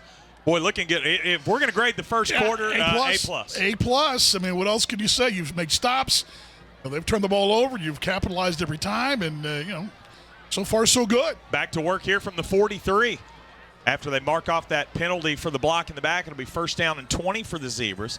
Ryder Hayes is going to look outside. He finds Casey Cannon, but wrapped up immediately. Boy, good open field tackle there by Isaiah Manigua, number 24, the senior linebacker for the Panthers, making the stop in the open field, wrestling Cannon down to the ground at the 43. No gain, second and 20. No gain at all. That was a really good play there. It keeps you in that long situation. You're just trying to get 5 or 6 there to make it a little more manageable, but great open field tackle. Sorry about that. No, good. They'll shift Allen and Baronis out to the far side here, but Hayes is going to tuck it up and run. Gets by one defender up to about the 38-yard line before being wrestled down. Pocket kind of collapsed on Ryder there a little bit. It did earlier, too, but I think you're seeing that opportunity is going to be there.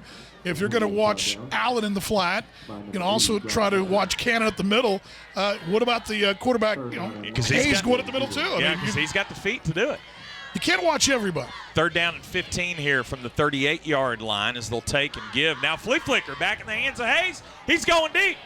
Down and then go just out of the hands of the intended receiver, Jaleel Allen. Boy, he had a step on the defender there. Gage Upton just couldn't come down with the football. Yeah, he may have just got a hand right in there. Just broke that thing up the last moment. Upton getting the hand just at the last moment, but I love that wrinkle. We've seen 2 so far. There's a little reverse. We've seen that little flea flicker. Going to go for it here. Why not? Fourth down for the Zebras. Upton getting quite a bit of time on defense. Joseph Sims, the sophomore, usually the starter there at corner, but we're seeing quite a bit of Upton on the defensive side of the ball tonight as well for the Panthers. 4th and 14. Ryder Hayes steps back. He's going to look over the middle. He's going deep again. That one overthrown. Intended for Anthony Baronis, but matched step for step there by Landon Sims. That'll be a turnover on downs. But you know what? I don't have a problem with going for it there. You're kind of in no man's land. And what you've done so far defensively, you dictated the terms so far. And, just get back out there, do what you've been doing. Take your shot and get right back to work. So Maypearl will have it here. 10:50 to go in the first half, 20-0 Grandview. We'll have the Grandview Thundering Herd band for you at halftime. Enjoy their fine work. Always an entertaining show from our Zebra band. Now Maypearl on offense. First down and 10 from their own 38 as they will give up the middle. Boy, Elijah Dominguez right there. Big tackle on R.J. Washington at the line of scrimmage. Boy, he met him right there at the line of scrimmage and boom with the direction there. Sophomore Elijah Dominguez with his first tackle of the night, getting some time here on this series. Watching him on film, the games watched all the games on film front to back. He's getting a lot of outside pressure. He's got a real good first step. Explosive. And that's what you need in those outside edge rushers. Second down and 10 here for Maypearl. Graff will look left here. He'll go across towards the flat, and the catch made. Boy, up the sideline, all the way into Grandview territory. Very late flag as the catch was made by David Shotton. And I don't know if they're going to say this is going to be a personal foul on Grandview because Shotton stepped out of bounds. But I can assure you, the Grandview defender, that wasn't anything malicious. He was just trying to make the tackle. It looked like, too. They're going to get – I think they're getting Maypearl. Or is it going to be offsetting penalty? No, there's just one flag down there. So let's see here. Referees are talking about it, but Maypearl's marching back as if it's against them. I didn't see anything initially in terms of a hold or anything that would dictate the penalty being on the Panthers. They're talking about the flags here. Josh is saying perhaps a block in the back maybe? Or? Yeah. We're going to find out here. Well, it looked like it was a screen. It looked like there was a kind of moving screen of sort of. You can't. Obviously It's not a. The pattern was a quick out. Shelton ran the quick out. But it looked like somebody got in somebody's way there Yeah. as that ball was in the air. See what they called it that way, but legal shift the call against Maypearl. Wow. Okay. Oh, blindside block. I'm sorry. Blindside block the call. So against Maypearl. When that ball was in the air, it looked like someone was in the way of the defender. Okay, so no, my fault. Blind, yes, okay. They're going to mark the ball now back at the 42-yard line. So it'll be second down at about 6 for the Panthers. Back to work is the blindside block. That's a spot foul, so that's why the ball's back at the 42. That's about where that ball was when he caught it, too. Yeah. So now from the 42, they'll take and give Washington right side. Cuts up inside, and here's that speed we talked about. Crosses midfield, wrestled down at about the 48-yard line.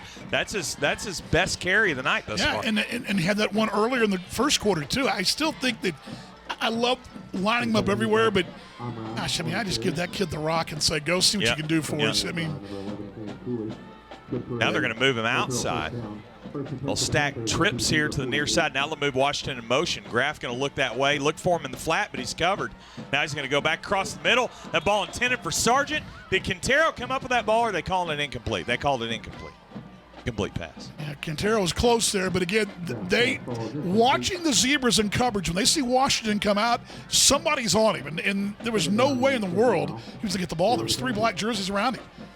Second down now here for Maypearl. Kind of a quasi zone out in that corner too, and when he comes out, they've got kind of bracketing front and back, and can't get the ball to it. From the 48-yard line, Graff will turn and give to Washington. Back up the middle, right off right tackle. Kane Cooley will wrestle. And again, down. that's what I'm talking about right there, right up the middle there, out in the flat. And granted, get him in space, but if you're going to cover him like you've been doing, it's kind of a useless weapon. Yeah, I mean, I'm not an offensive coordinator, but if I was for the Maypearl Panthers, I'm doing a whole lot of what you just saw. They're down here in 5, a manageable 5 from the Grandview 43. Probably 4-down territory, yes. That's movement up front. That'll march him back 5. Left guard may have shifted his feet there. That was Manny Sanchez, the senior for the Panthers. And now you can put your ears back again now and make them, because they're going to have to probably throw this thing. And your outside pressure's been great. Your bracket coverage has been good. And up the middle's been really good, too, as well. And you wrapped up well. You're tackling well. This is where Grandview's just been able to tee off on Maypearl, putting these long situations. And all the fingerprints of a Ryan Ebner defense, no question. Third down and 10 here for Maypearl from the 48. Stack trips to the near side. Graff set up the screen for Washington. Makes the catch at the 45, wrestled down to about the 43-yard line. Good job for the Zebras there, and really just kind of staying home. Blue Hubbard right there, kind of sniffed that one out. Carter Collins sitting right there in that spot, too, just waiting for that screen. He read it perfectly, and granted, they get the penalty yards back, but a more manageable 4th down situation. But, boy, that rush was on, but you were letting him come in for the screen. But you got to keep the offense on the field here, I would think, for the Maypearl Panthers. Down 20 here, 8 minutes to go in the second quarter. Now, while there's plenty of ball game left, you want to be able to dictate the pace and be able to come out with something in this drive if you're the Panthers. 4th and 5. They'll send the runner in motion. They'll pitch to Washington. Comes up near side. Cuts up inside 40, and I think he got enough. Boy, a good move around Kane Cooley there to lunge for the marker. I believe Washington has got it. They are going to move the chains. Just got those shoulders square. Just that last lunge there got that first down. But, again, getting Washington in the backfield, handoff right tackle, handoff left tackle, and they moved the chains for the second time today. So now their deepest penetration here into Grandview territory, the 37-yard line on first down. Graff for the play action. Now he's going to look deep. Going down the sideline, has a man, but that one out of bounds. Caleb Quintero there applying the coverage. Jaleel Allen down there as well. It'll be second down and 10 for the Panthers. Safeties have been real active, too. It's something Coach Ebner and I were talking about as well, that that the safeties are going to be key, especially when they get in that long passing situation and when they get those good reads. And picking up Washington out of the backfield, too. That's going to be a big part of it, and they've done that again. Caleb Quintero playing that center field out there. Second down and 10 here for the Zebras as they'll turn and give Washington right side. He'll make a spin move, gets up to about the 35. Now still on his feet. Wrestled down finally inside the 30, down at about the 29-yard line. Some good hard-nosed yards there for Washington. Really good runner. Josh is in my ear there, and he's right. Josh has said just a good hard runner, and he is. I mean, that's what I'm saying. I mean, take my medicine here and just keep pounding this young man and trying to, move the chains again. You've got a chance for a third first down. Big play here for Maypearl, 3rd down and 2 from the 30. He's going out, by the way. Washington. Yeah, he did go out. As they're going to bring in number 24, Isaiah Menangwa, as his replacement. He's in the backfield, flanked to the left of Graff now. They'll give it to him up the middle. Spins 15, still on his feet, 20-yard line, trying to cut outside. Shoestring tackle made it a good one there Will from Mathis. Yeah, Will Mathis 101 there, just saved a touchdown. Right there in front of Josh, I believe, but it's right there, and he gets by Will. That's 6. But the Maypearl offense doing a good job here responding, trying to get a deep penetration. Again, I think it's the running game for them that's setting this thing up, because initially they tried to throw the ball on the field, and Grandview was having nothing of it. 7.5 to go here in this first half. Maypearl marching down the field. There's the fake pitch. Now they'll throw back over the middle, and the pass high intended for Sargent. Boy, Blue Hubbard there with him step for step. I want to go down to the sideline to Josh Boop. Josh, we've seen in the first 4 weeks the athleticism from Blue Hubbard. He seems to be sticking with his back step for step. Yeah, he's doing a good job. They got him on the inside slot receiver, and it looks like a lot of times they're trying to send Washington out in the flats and kind of use him as a decoy because they're trying to get the ball number 4, number 10 deep down the field. It just hasn't worked yet.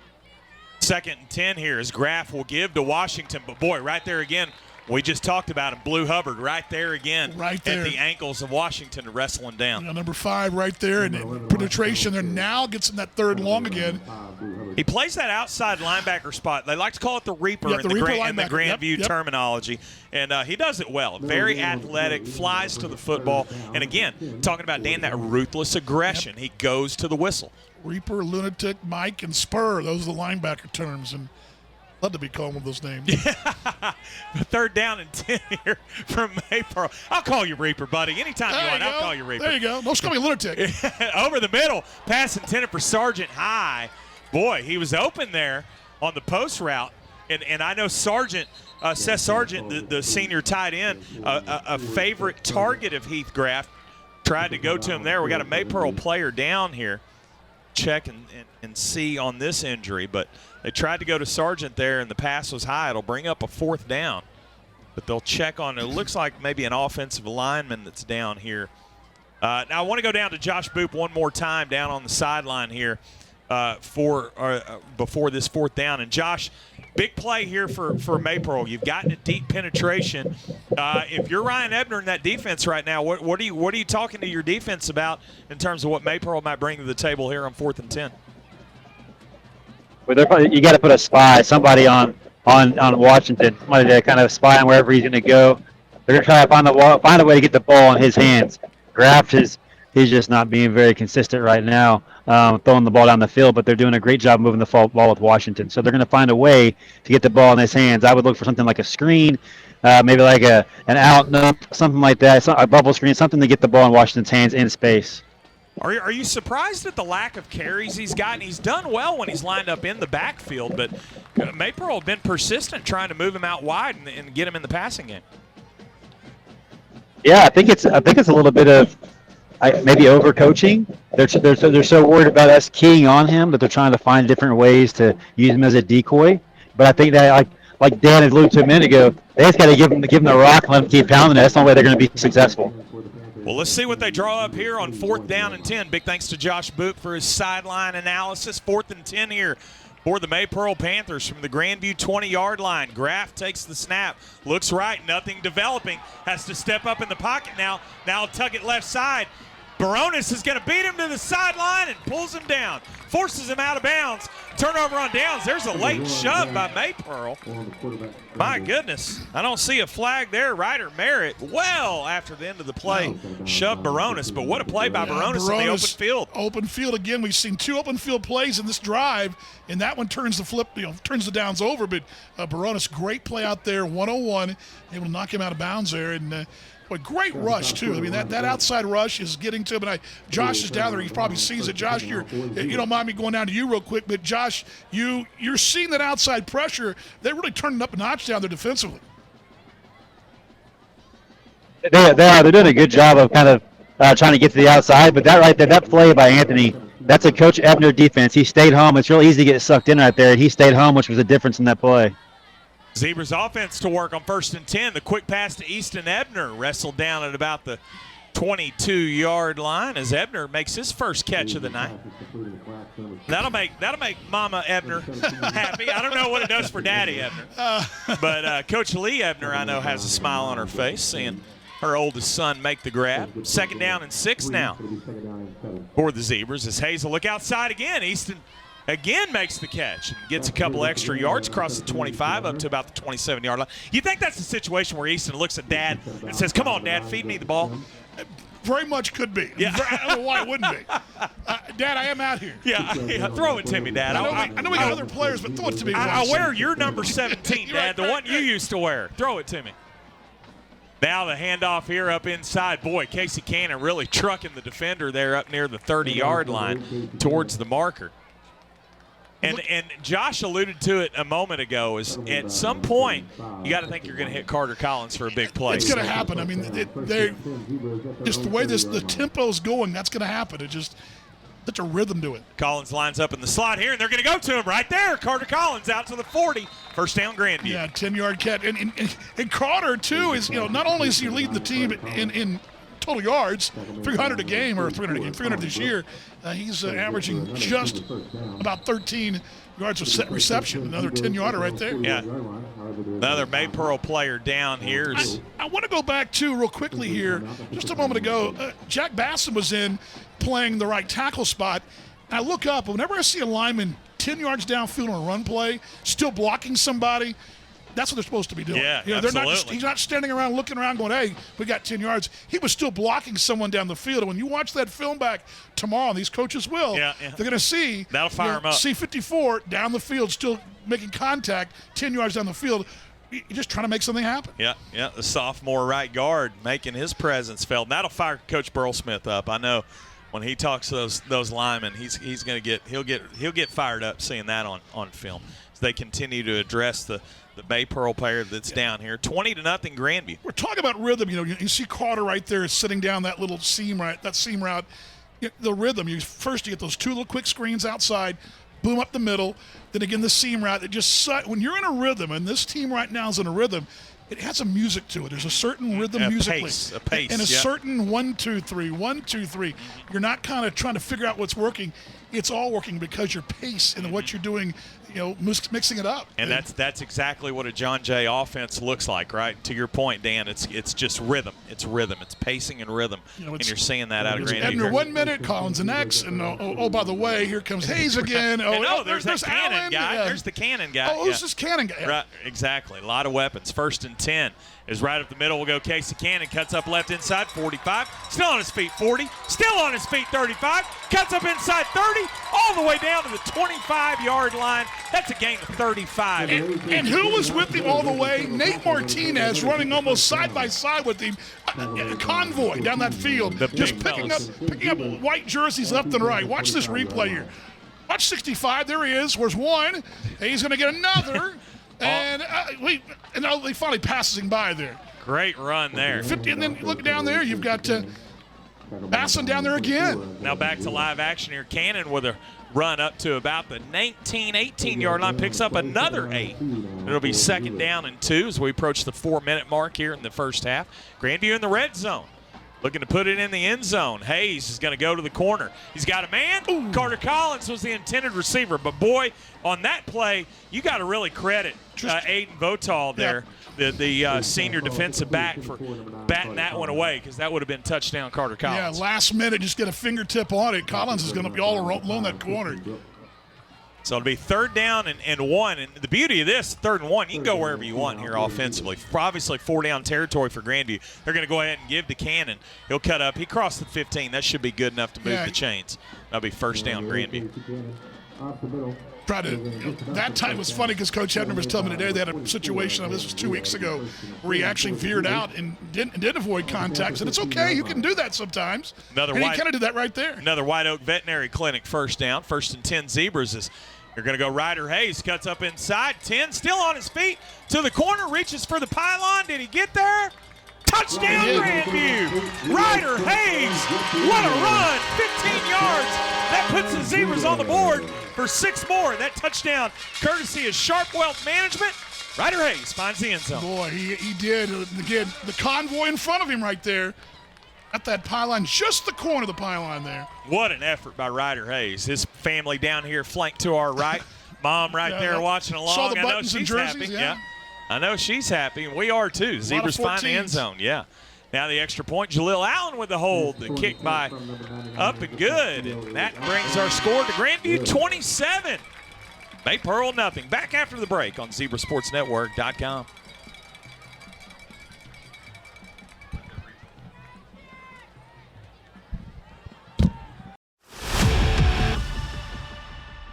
Hey Zebra fans, now's your chance to get your hands on the same shirts you see your Zebra Sports Network broadcasters wear. We want to thank our friends from Chaparral Golf Company for fitting us in our official gear in 2023. Chaparral Golf Company has quality shirts that you can wear for a day on the links or a night out with friends with many great selections available. Go place your order today at chaparralgolfco.com and let them know the Zebra Sports Network sent you.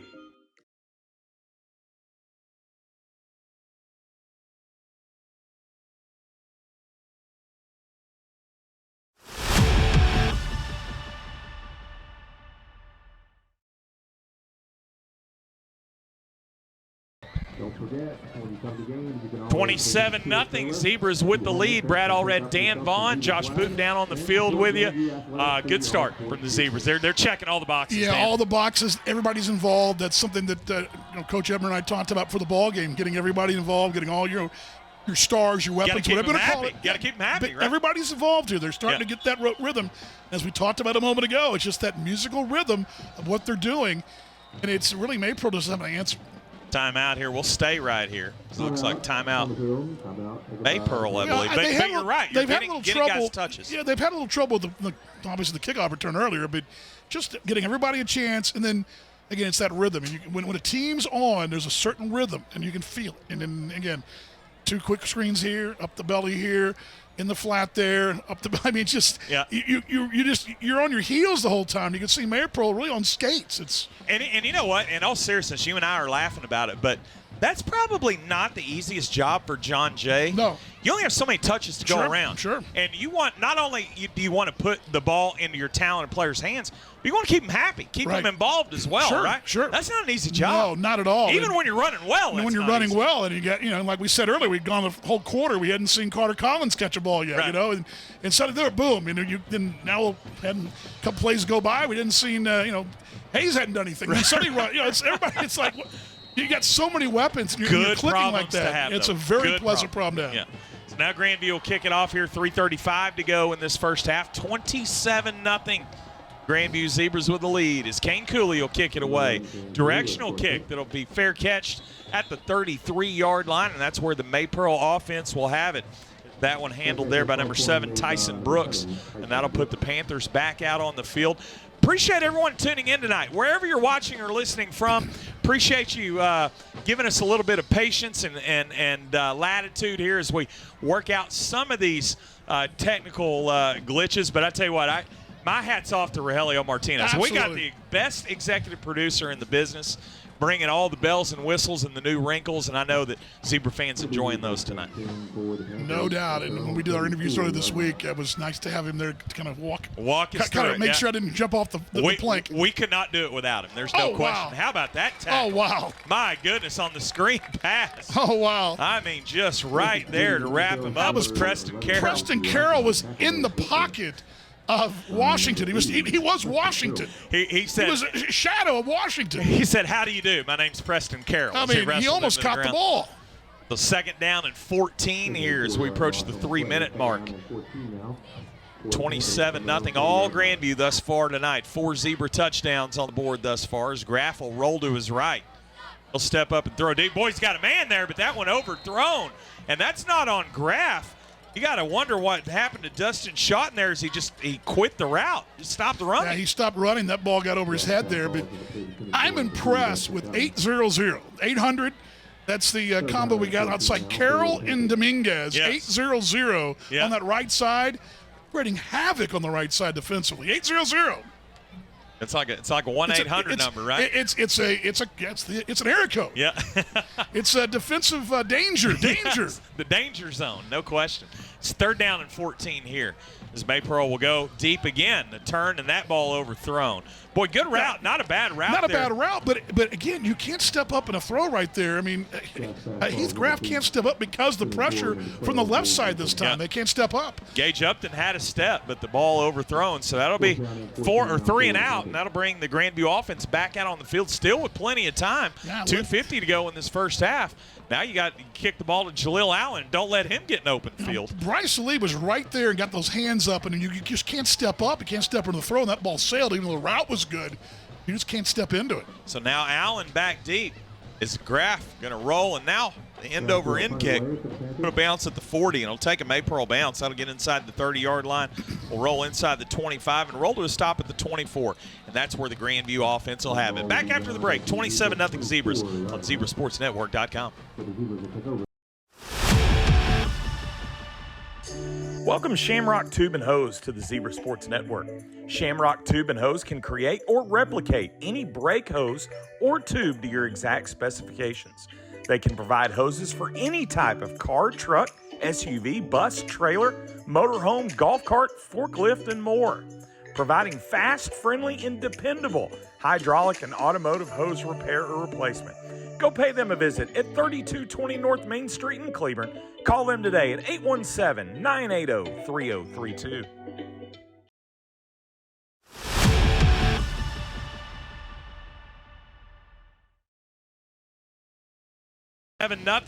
27-0 Zebras here. As the Grandview offense back to work here. As Ryder Hayes, the quick out. Carter Collins there, met immediately. Boy, good open field tackle, just not giving Collins any space. Landon Sims, the junior defensive back, comes up with the tackle. Looked like maybe a block missed by Easton Ebner. Oh, look out. Dad will get on him for that one, I can assure you. Absolutely. And we say that tongue-in-cheek. Yeah. I tease Ryan Ebner all the time about getting on Easton. Great kid. Love number 17. 2nd down and 13.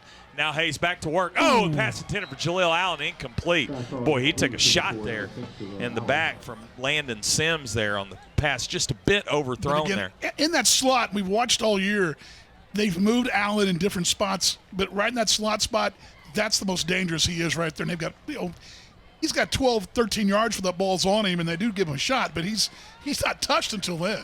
3rd down and 14 here for the Zebras. Looking to move the chains. 2:06 to go in this first half. Shotgun set. Hayes will have it. Now he'll step up in the pocket, use his feet, gets inside the 30, up to about the 34-yard line. That'll be enough. I think he got there. Got about a yard. Got about a yard. Ryder came into this ball game about 5 a carry, 20 carries for 107 yards and 2 touchdowns on the ground. Entering play today, we saw his feet down here for the touchdown on the 15-yard run on the previous drive, and now he shows what he can do with his feet here as he picks up 11 for the first down. I want to go down to the sideline to Josh Boop, and Josh, we're seeing that wrinkle from Ryder Hayes with his feet, something we didn't see last year. I think maybe he didn't have the confidence to use his feet, but he's using them well here tonight. That play right there and the touchdown play down there, both designed runs for a Ryder. I mean, that's just a designed draw play up the middle, and then let him take his athleticism take over. But ever since he was a sophomore, it was almost like he was. I feel like he's gotten more athletic and he's gotten faster since he's matured a little bit, and it's showing right there. A big 3rd and 14 pickup. Yeah, great play by the Grandview quarterback. Coming out of the timeout here, it'll be 1st and 10 from the 34-yard line. 1:57 to go. They'll have twins to both sides. For Hayes, he'll have Cannon flanked to his right in the backfield. 1st down. Now Hayes will check off with 20 on the play clock. He'll look back to Coach Jay, who will make the audible, and he'll shift Cannon to the left side. Let's see what they come up with here on 1st and 10. Hayes is going to look left. Now steps up in the pocket again. Now he's going to tuck outside, try to beat the defender. He does to the corner. Oh, boy, he takes a huge hit at the 43-yard line. But credit Ryder Hayes. He popped right up. Isaiah Manugua, again, with a big hit on Hayes. That was one heck of a hit right there, but gets right up. Tough as nails. 1st down, Grandview. Hayes ready to go right back to work. Boy, you can appreciate that out of a quarterback who can take a hit like that and just pop right up. 1st down, Grandview. Hayes looks left. Now steps up in the pocket again. Face mask. Oh, a bad one there. Yeah. Boy, that ripped the helmet all the way around. But look at Ryder, right back up. Let's go back to the line of scrimmage. Man, tough. That's tough. He's had. And it looked like, too, and Josh is just saying that it looked like Baronis was wide open, but he couldn't see him. Look at his ear hole of his helmet. You know, it's like you couldn't really see, but boy, he is 2 back-to-back plays. One, his head nearly gets ripped off. His head nearly get knocked off going to the sidelines. I mean, that's just when you're in that huddle, too, if you're a lineman or a receiver, you're in that huddle, you look at him in the eyes, you go, this is the guy I'm going to be behind. This is the guy. This is our leader. It's just contagious. No question. Now on first down, they'll give to Cannon. Turns up left side. Not a lot of room to run there as he'll be wrestled down around the line of scrimmage. They've got a couple of mismatches already. Yeah, it looks like Wyatt Hatton made the play there, but there's time here. And Josh just mentioned a moment ago on our headset, they've had a couple of receivers open the flat, and even though Maypearl's collapsing on that run and trying to keep the lanes down for both Hayes and for Cannon, that long ball's coming again. It's coming. You can, and the thing is for the Zebras here is they'll have it 2nd and 7 from the 38. You got the full catalog of the playbook here for John Jay. You're at a portion or a spot in the field where you can go to anyone, you can go to anybody. You've got your weapons outside in Carter Collins and Jaleel Allen and others. They can really go wherever they want to go here offensively. Yeah, you're going to see that too. I mean, you with 2 timeouts as well. You're in that. And what's been so impressive too is again, whether it be long or short, that's not dictating what they've been doing. They're running the ball when they want to, because they've got that rhythm, that pace going tonight. The down and distance is really kind of inconsequential. I'm going to make my first stab at play calling here. I just have a hunch. Let's see if they go to Anthony Baronis here in the slot. They're running Ebner, Baronis, and Allen out wide. Trips to the far side here on 2nd and 7. Watch Anthony Baronis here. Shotgun snap here for Allen. He'll take the snap. He looks left. Screen being set up. He finds Carter Collins. Makes a move 30 down to the 29. Move the chains. First down, Grandview. Yeah, just routine right there. Collins sitting right down that crease there and run across the middle. Little drag route. Minute 24 to go in this first half. Clock running. Zebras with the football. Shotgun snap. Hayes looks left, goes outside. He had the intended receiver, Anthony Baronis, out there, but the throw a little wide and incomplete. May have gotten tipped, too. Maybe a hand up there by Maypearl.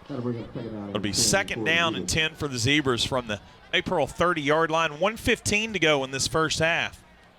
Zebras with a 27-0 lead, looking for more. Bring Twins to the near side here. Watch Carter Collins in the slot. He's got a safety on him. He'll look left, and he looks towards Collins, but flushed out. Now still on his feet. He'll tuck it up and run. Good move, Ryder Race. Still on his feet. 15-10. Down to the 9-yard line. 1st and goal, Grandview. Wow, how about that run? How about that run? Talk about creating your own magic there. Wow. Often known for what he does with his arm, he's doing it with the feet tonight. Oh, my goodness. Minute 02 and counting. Still plenty of time for Grandview from the 9-yard line. 1st and goal, Zebras. Still with 1 timeout in their pocket should they need it. Whistle here. Did they? What made them stop the clock? Well, okay. Now they've reset it. And now they're moving. The play clock. Play clock being reset. Okay, now we're moving. 54 seconds and counting as Hayes will take the snap. Looks to the corner of the end zone. Going to throw that direction. Oh, man. Good attempt there as Jaleel Allen tried to come back on the route. The back shoulder play right there. And Allen, I think, just slipped a little bit. But that was a great ball there. If he keeps his feet, that's 6. 47.8 to go here in this first half. It'll be 2nd down and goal from the 9 for Grandview. They look to the sidelines. Okay. I'll play call here. Okay.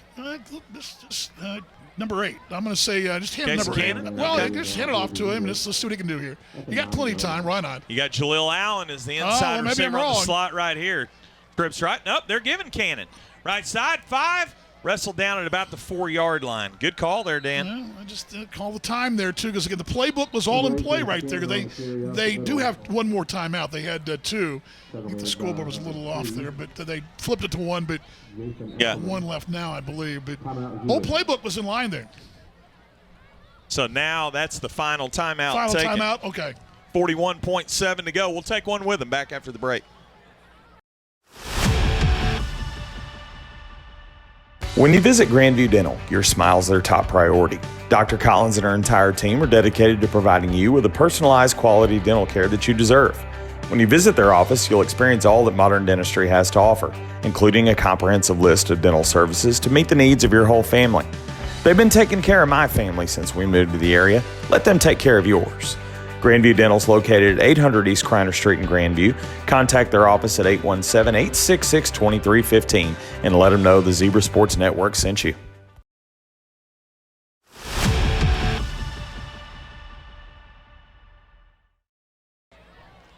Zebras out of the timeout here. 3rd down and goal from the 5-yard line with 41.7 to go.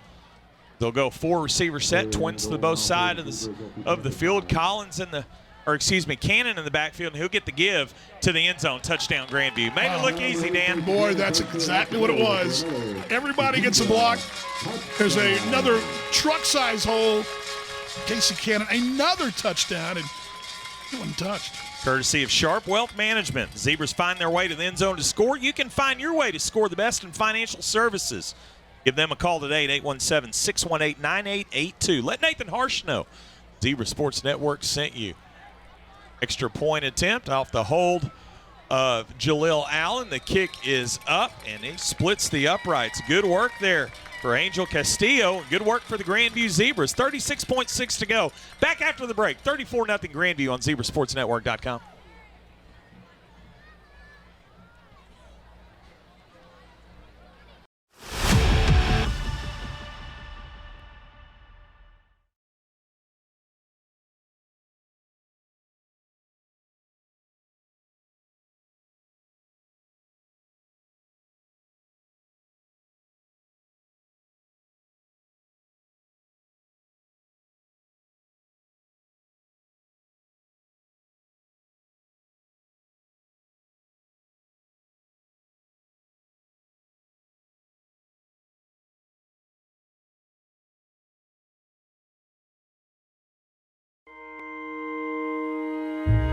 CA Stone Dozer Service have been serving the people of Grandview for over 10 years. We offer all types of dozer work, including land clearing, stock tanks, road and driveway repair, as well as address drainage and erosion issues. We also deliver road base, select fill, topsoil, oversized rock, cushion sand, and pea gravel. Give us a call at 817-219-3800. We support our Grandview Zebras, Thundering Herd, and our local first responders. 36 seconds to go here in this first half. A directional kick by Kane Cooley near the sidelines. That'll go out of bounds. That'll give the Maypearl Panthers a few extra yards and one last crack with the football, trailing by 34 here in the second quarter, or in this first half. And Dan, first half, all Grandview. All Grandview. I mean, every single thing we talked about, they've done. Everything, little boxes we check, I like to say that, they've done every one of them. So now they've got one more box left to check before the end of the half, and that's hold Maypearl here on this final possession. I got to think if you're the Panthers, you're taking a crack. Yeah, you might just throw one out, but you've done what you want to do defensively. You've kept Washington in check. You put pressure on them, made them in those long situations. Make Graff uncomfortable. Make Graff uncomfortable. Turnovers in offense. I mean, it's just been a work of art tonight. So from the 37-yard line is where the Maypearl Panthers will have it in their final possession of this first half. All Grandview, 5 touchdowns tonight for the Zebras as they lead by a score of 34-0, 36.6 seconds to go this first half. We thank you so very much for watching tonight and listening in on MixLR app, wherever you might be watching or listening from. They'll give it to R.J. Washington up that right side as he'll cross the 40, get up to about the 43 before being wrestled down by a couple of Zebras. It looked like Easton Ebner and Jaleel Allen over there in the vicinity. They get one more playoff here, it looks like. They don't look like they're in any hurry here from the 47. As Graff will give it to Washington again up the right side. Will get strung out towards the sidelines. And there's Blue Hubbard again flying towards the footballs. That will be the final play of this first half. A first half, all Grandview. The 800s on the right side. You get our boy Blue on the left side. I mean, we got all kinds of stuff going on out there. Just the Zebras flying to the football everywhere. Before we wrap it up here in this first half, I want to go back down to the sideline and Josh Boop one more time. Josh, in this first half, we've seen a lot. On the offensive side of the ball, we've seen the ground game of Ryder Hayes. We've seen him pound the rock with Casey Cannon. We've seen him mix it up through the air. We've seen them pretty much contain Washington on defense. I think if you're the Zebras through 2 quarters, you got to really be happy where you're sitting. No, absolutely. I think their game plan has been executed exactly how they plan on coming in and do it. And again, like you said in the pregame, Maypearl scored 53 points an average in their first 3 games, and so they're holding them nothing through the first 2 quarters of the game. I mean, I think the defense is really stepped up, and they're starting to play like they did at the beginning of the year. And as Coach Ebner says, they get better every week. They're not the same team as they were week 1, and it's starting to show right here tonight. What do you do if you're Ryan Ebner as you go to the locker room? What's your message for your football team as you come out with a 34-0 lead? You're not satisfied. I mean, yeah, it's 34-0, but I wouldn't be satisfied. It's a rivalry game. You go out there and you need to punch them in the mouth and put your foot in their throat and don't let them breathe the second half. You're down there, and I told you earlier before the ball game, you're the best seat in the house. What is the energy level as far as, especially defensively? They seem like those guys are talking. They're into it. I mean, they seem really energized on the defensive side of the ball. No, the confidence, and there's a lot of good communication going on the sideline. A lot of communication with the coaches and amongst the players. Really, they're holding each other accountable on the field. If somebody feels like there was a blown cover somewhere, they're holding each other accountable. But that's what makes them better. That's how they're coached, and perfection is demanded from them, from their coaches, and from each other. And I mean, it exuberates the way that they're playing now. They're playing with a ton of confidence right now. Hey, Josh, final thing for you before we take it to the half. Some late-breaking news. I went over I call it Twitter, Dan. I think the cool kids are calling it X these days. Yes, I think the cool kids call it X. That's right. At Zebra Sports Home is breaking news saying that Josh Boop is going to play with the Thundering Herd at halftime. Is there any truth to that? Are you playing with the Grandview band tonight? No, these young men and women are way more talented than I am. So we need to probably get rid of me so they can get out here on the field and perform and really do what they do. What instrument would you play if they gave you one? What would you take out of the stack? I wouldn't, Dan. I was the person playing the first and second half. I wouldn't. I don't have a musical bone in my body. You and me both, brother. You and me both. He's the best sideline man in the business, Josh Boop. We appreciate it, Josh. We'll come to you in the third quarter, my friend. Thanks a bunch. 34-0 Grandview as we head to the half. We'll have the Thundering Herd band for you when we return. All Grandview tonight on ZebraSportsNetwork.com.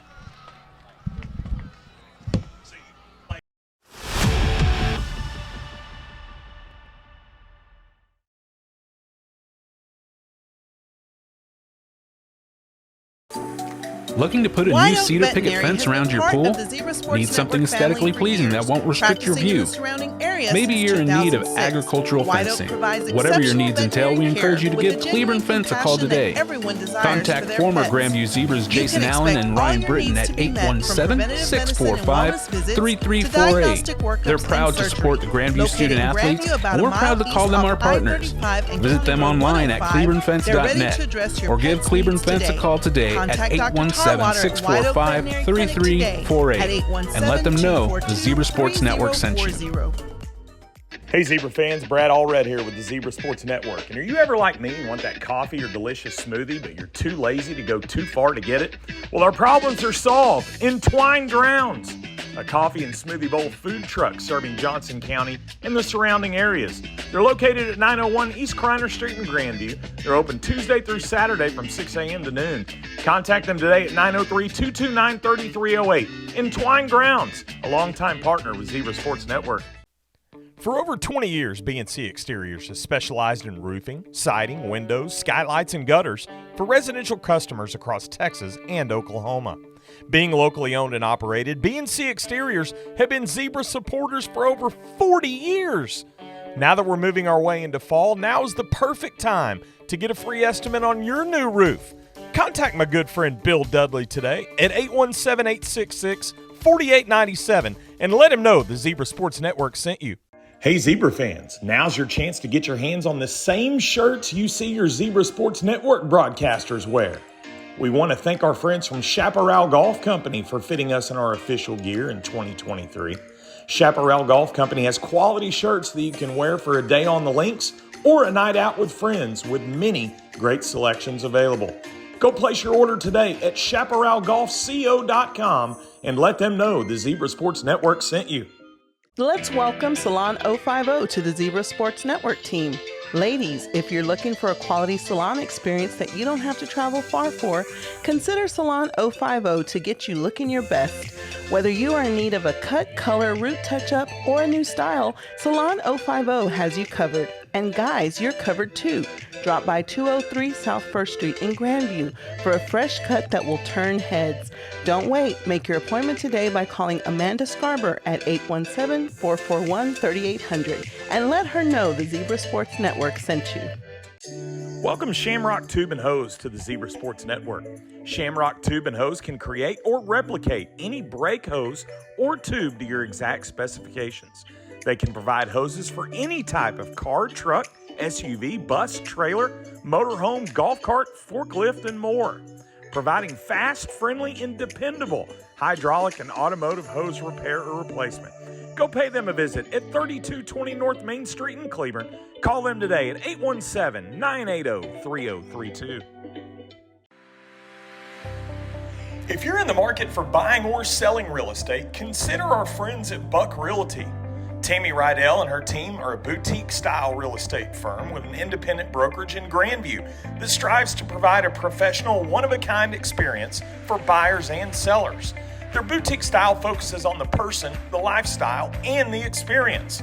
Contact Buck Realty today by calling 817-866-3700. When you visit Grandview Dental, your smile's their top priority. Dr. Collins and her entire team are dedicated to providing you with the personalized quality dental care that you deserve.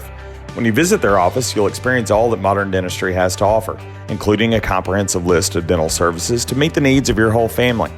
They've been taking care of my family since we moved to the area. Let them take care of yours. Grandview Dental is located at 800 East Kreiner Street in Grandview. Contact their office at 817-866-2315 and let them know the Zebra Sports Network sent you. The Zebra Sports Network is excited to partner with KCW Construction once again this season.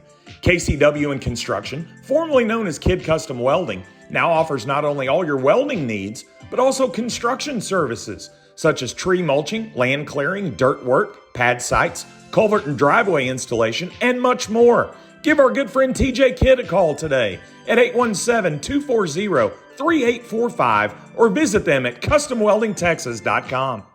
B&B Muffler and Tire of Cleburne, Texas is a trusted wholesaler and retailer of quality mufflers, tires, shocks, wheels, trailer hitches, and more. They also do custom exhaust as well as vehicle inspections. Owners David Self and Brad Early are big Zebras fans, excited about our team. See them today for quick and friendly service. They're located at 402 South Main Street in Cleburne, Texas. You can reach B&B Muffler and Tire at 817-645-5900. CA Stone Dozer Service have been serving the people of Grandview for over 10 years. We offer all types of dozer work, including land clearing, stock tanks, road and driveway repair, as well as address drainage and erosion issues. We also deliver road base, select fill, topsoil, oversized rock, cushion sand, and pea gravel. Give us a call at 817-219-3800. We support our Grandview Zebras, Thundering Herd, and our local first responders. The town of Grandview got its name because of the grand view that the area offered when it was first settled in 1850. 40 years later, in 1890, Grandview Bank brought the financial resources that have helped Grandview thrive and become the dynamic community that it is today. We're your home team, and we support the Grandview Zebras and the Lady Zebras. Grandview Bank in the heart of downtown, member FDIC. White Oak Veterinary has been part of the Zebra Sports Network family for years, practicing in the surrounding area since 2006. White Oak provides exceptional veterinary care with a genuine compassion that everyone desires for their pets. You can expect all your needs to be met, from preventative medicine and wellness visits to diagnostic workups and surgery. Located in Grandview, about a mile east off I-35 and County Road 105, they're ready to address your pet's needs today. Contact Dr. Tarwater at White Oak Veterinary Clinic today at 817-242-3040. Are you seeking to maximize your retirement savings, retire soon, or develop a financial plan for you and your family? Sharp Wealth Management can help. Our reputation is built on a long track record of providing disciplined, comprehensive financial planning. Our process includes retirement planning, investment management, tax planning, estate and legacy planning, risk management, and more. Let our expertise, knowledge, and experience help you pursue long-term financial success. Don't wait until the fourth quarter to start planning for your future. Visit us at www.sharpwm.com or at our office located in Old Town Burleson. Hey Zebras, need a plumber? Check out KMP Plumbing, Heating, and Air. KMP is family owned and operated, serving the DFW Metroplex since 1985. KMP offers simple plumbing, heating, and air solutions for your home or business, as well as 24-hour emergency services. Schedule your service online today at kmpcorp.com. That's kmpcorp.com. KMP Plumbing, Heating, and Air. KMP, license N17237. Hey Zebra fans, Brad Allred here, and if you're in the market for a new vehicle, whether it be a truck, car, SUV, I suggest you go visit our newest friends over at Burleson Nissan, located at 300 North Burleson Boulevard, right off I-35. They've got a fantastic selection, excellent service. I got my Nissan Titan there and have been happy ever since. Give them a call today, 817-484-3500, or visit them at burlesonnissan.com. Let's welcome LeMaster Custom Pools to the Zebra Sports Network family. The team at LeMaster Custom Pools has over 20 years of custom pool building experience. They know what it takes to build a pool that's beautiful and will satisfy you and your family over those hot Texas summers. Give their team a call today to collaborate on your new pool idea and experience the difference by contacting their office at 817-526-5224 or give Dustin LeMaster a call at 817-999-1860 and let him know the Zebra Sports Network sent you.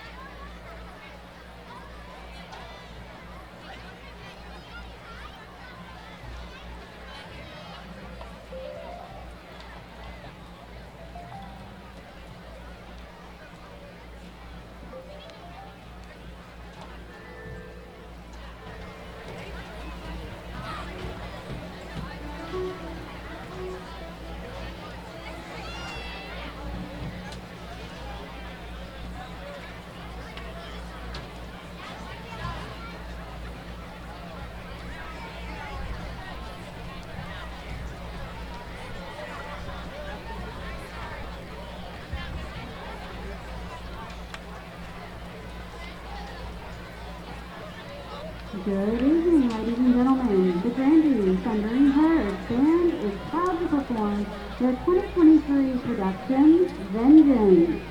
The show centers around the themes of Nordic folklore and the Vikings. As the season continues, the band will perform more and more of their shows. Tonight, the Herd performs nearly all of their productions. We hope you enjoy the continued hard work of our band. Please welcome the Grandview Thundering Herd.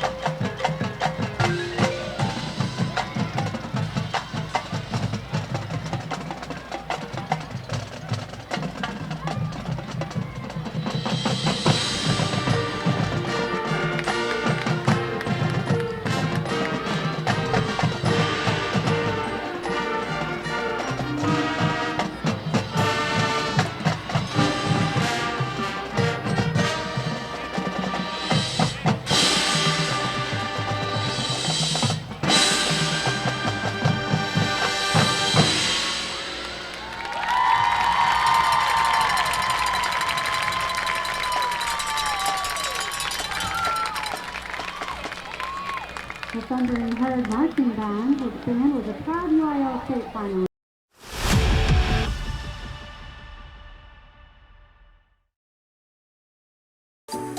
Looking to put a new cedar picket fence around your pool? Need something aesthetically pleasing that won't restrict your view? Maybe you're in need of agricultural fencing. Whatever your needs entail, we encourage you to give Cleburne Fence a call today. Contact former Grandview Zebras Jason Allen and Ryan Britton at 817-645-3348. They're proud to support the Grandview student athletes, and we're proud to call them our partners. Visit them online at cleburne.fence.net or give Cleburne Fence a call today at 817-645-3348 and let them know the Zebra Sports Network sent you. Hey Zebra fans, Brad Allred here with the Zebra Sports Network. And are you ever like me and want that coffee or delicious smoothie, but you're too lazy to go too far to get it? Well, our problems are solved. Entwined Grounds, a coffee and smoothie bowl food truck serving Johnson County and the surrounding areas. They're located at 901 East Kreiner Street in Grandview. They're open Tuesday through Saturday from 6 a.m. to noon. Contact them today at 903-229-3308. Entwined Grounds, a longtime partner with Zebra Sports Network. For over 20 years, B&C Exteriors has specialized in roofing, siding, windows, skylights, and gutters for residential customers across Texas and Oklahoma. Being locally owned and operated, B&C Exteriors have been Zebra supporters for over 40 years. Now that we're moving our way into fall, now is the perfect time to get a free estimate on your new roof. Contact my good friend Bill Dudley today at 817-866-4897 and let him know the Zebra Sports Network sent you. Hey Zebra fans, now's your chance to get your hands on the same shirts you see your Zebra Sports Network broadcasters wear. We want to thank our friends from Chaparral Golf Company for fitting us in our official gear in 2023. Chaparral Golf Company has quality shirts that you can wear for a day on the links or a night out with friends with many great selections available. Go place your order today at chaparralgolfco.com and let them know the Zebra Sports Network sent you. Let's welcome Salon 050 to the Zebra Sports Network team.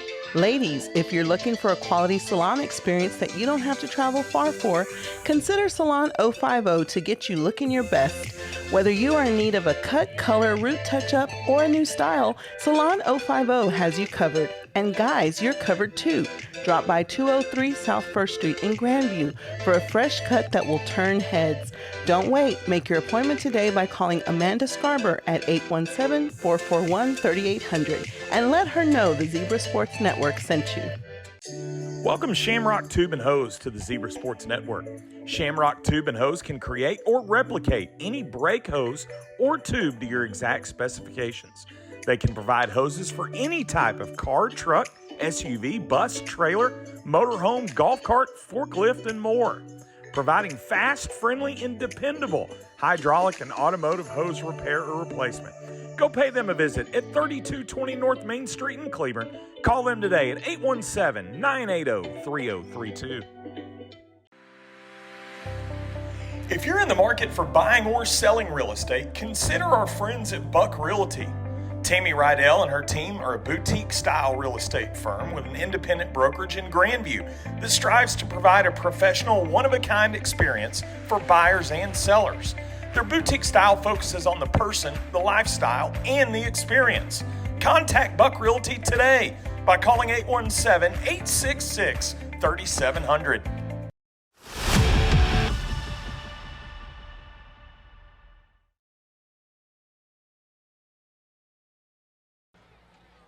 Second halftime, 34-0 Grandview. Hope you enjoyed the Thundering Herd Band at the halftime show there. They were fantastic as always. This short kick there, fair catch called for. Grandview going to have it coming out of the break. Javon Matheson with the fair catch near the 50-yard line. Zebra offense will have it here, 1st and 10. All Grandview in the first half, 34-0 Zebras, 5 touchdowns on the board for Grandview in the first 24 minutes. I get the pop fly kickoff right there, but if you're in any hope of getting back in it, why give them a half field? I mean, why not pin them deeper?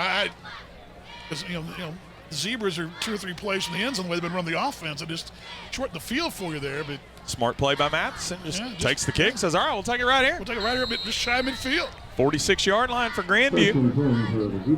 Good first half for the Grandview offense, spreading it around. Ryder Hayes in the shotgun set. Back up the middle, fakes the pitch to Cannon, lunges towards the 46-yard line, and he got about 8 there on first down. You know, that's a. I didn't see this wrinkle a lot watching the games the last couple of weeks, but it's there now. Yeah. And if you're going to, watch, you're going to be looking at Casey Cannon and watching him, and you're going to get paid to carry. We'll take it. Right? What you're going to give me here, and that's what they're giving you, and that's what they've given the Zebras the last really quarter and a half, or really since the first quarter. 2nd down and 2 for Grandview and Maypearl territory at the 44-yard line. Shotgun set for Hayes here. He'll look right, gets the quick screen out. Jaleel Allen gets wrestled down at about the 49, got bottled up there. It'll be about a loss of 2, and it'll put Grandview in the 3rd and 4 here. And Maypearl obviously very cognizant of Jaleel Allen and what he can do in open space and trying to just close those gaps and shrink the space for Allen to move. It looked like the safety was also kind of shadowing right there, too. So 3rd down and 5 here for the Zebras as they'll mark the ball at the 49-yard line. Just underway in the second half. Brad Allred, Dan Vaughn with you. Josh Boot down on the sideline. We'll go to him here in this 3rd quarter as well as Kane Cooley will come off. Grandview will go with a 4-receiver package. They'll quick pitch it out to Cannon. 49 cuts up inside. 45 still on his feet. 40 now comes up left side, gets dropped there, but enough for a first down. Big carry there for Casey Cannon. What a move. He's outside, puts that left foot in the ground. Boom, cuts it back inside. And basically the defender goes right by him. Cannon, fantastic run for the Zebras into Maypearl territory at the 41-yard line. Casey, we talked about it in the pregame tonight. Came into the ball game toting it to the tune of 5.8 a carry. Had 333 yards in his first 4 ball games.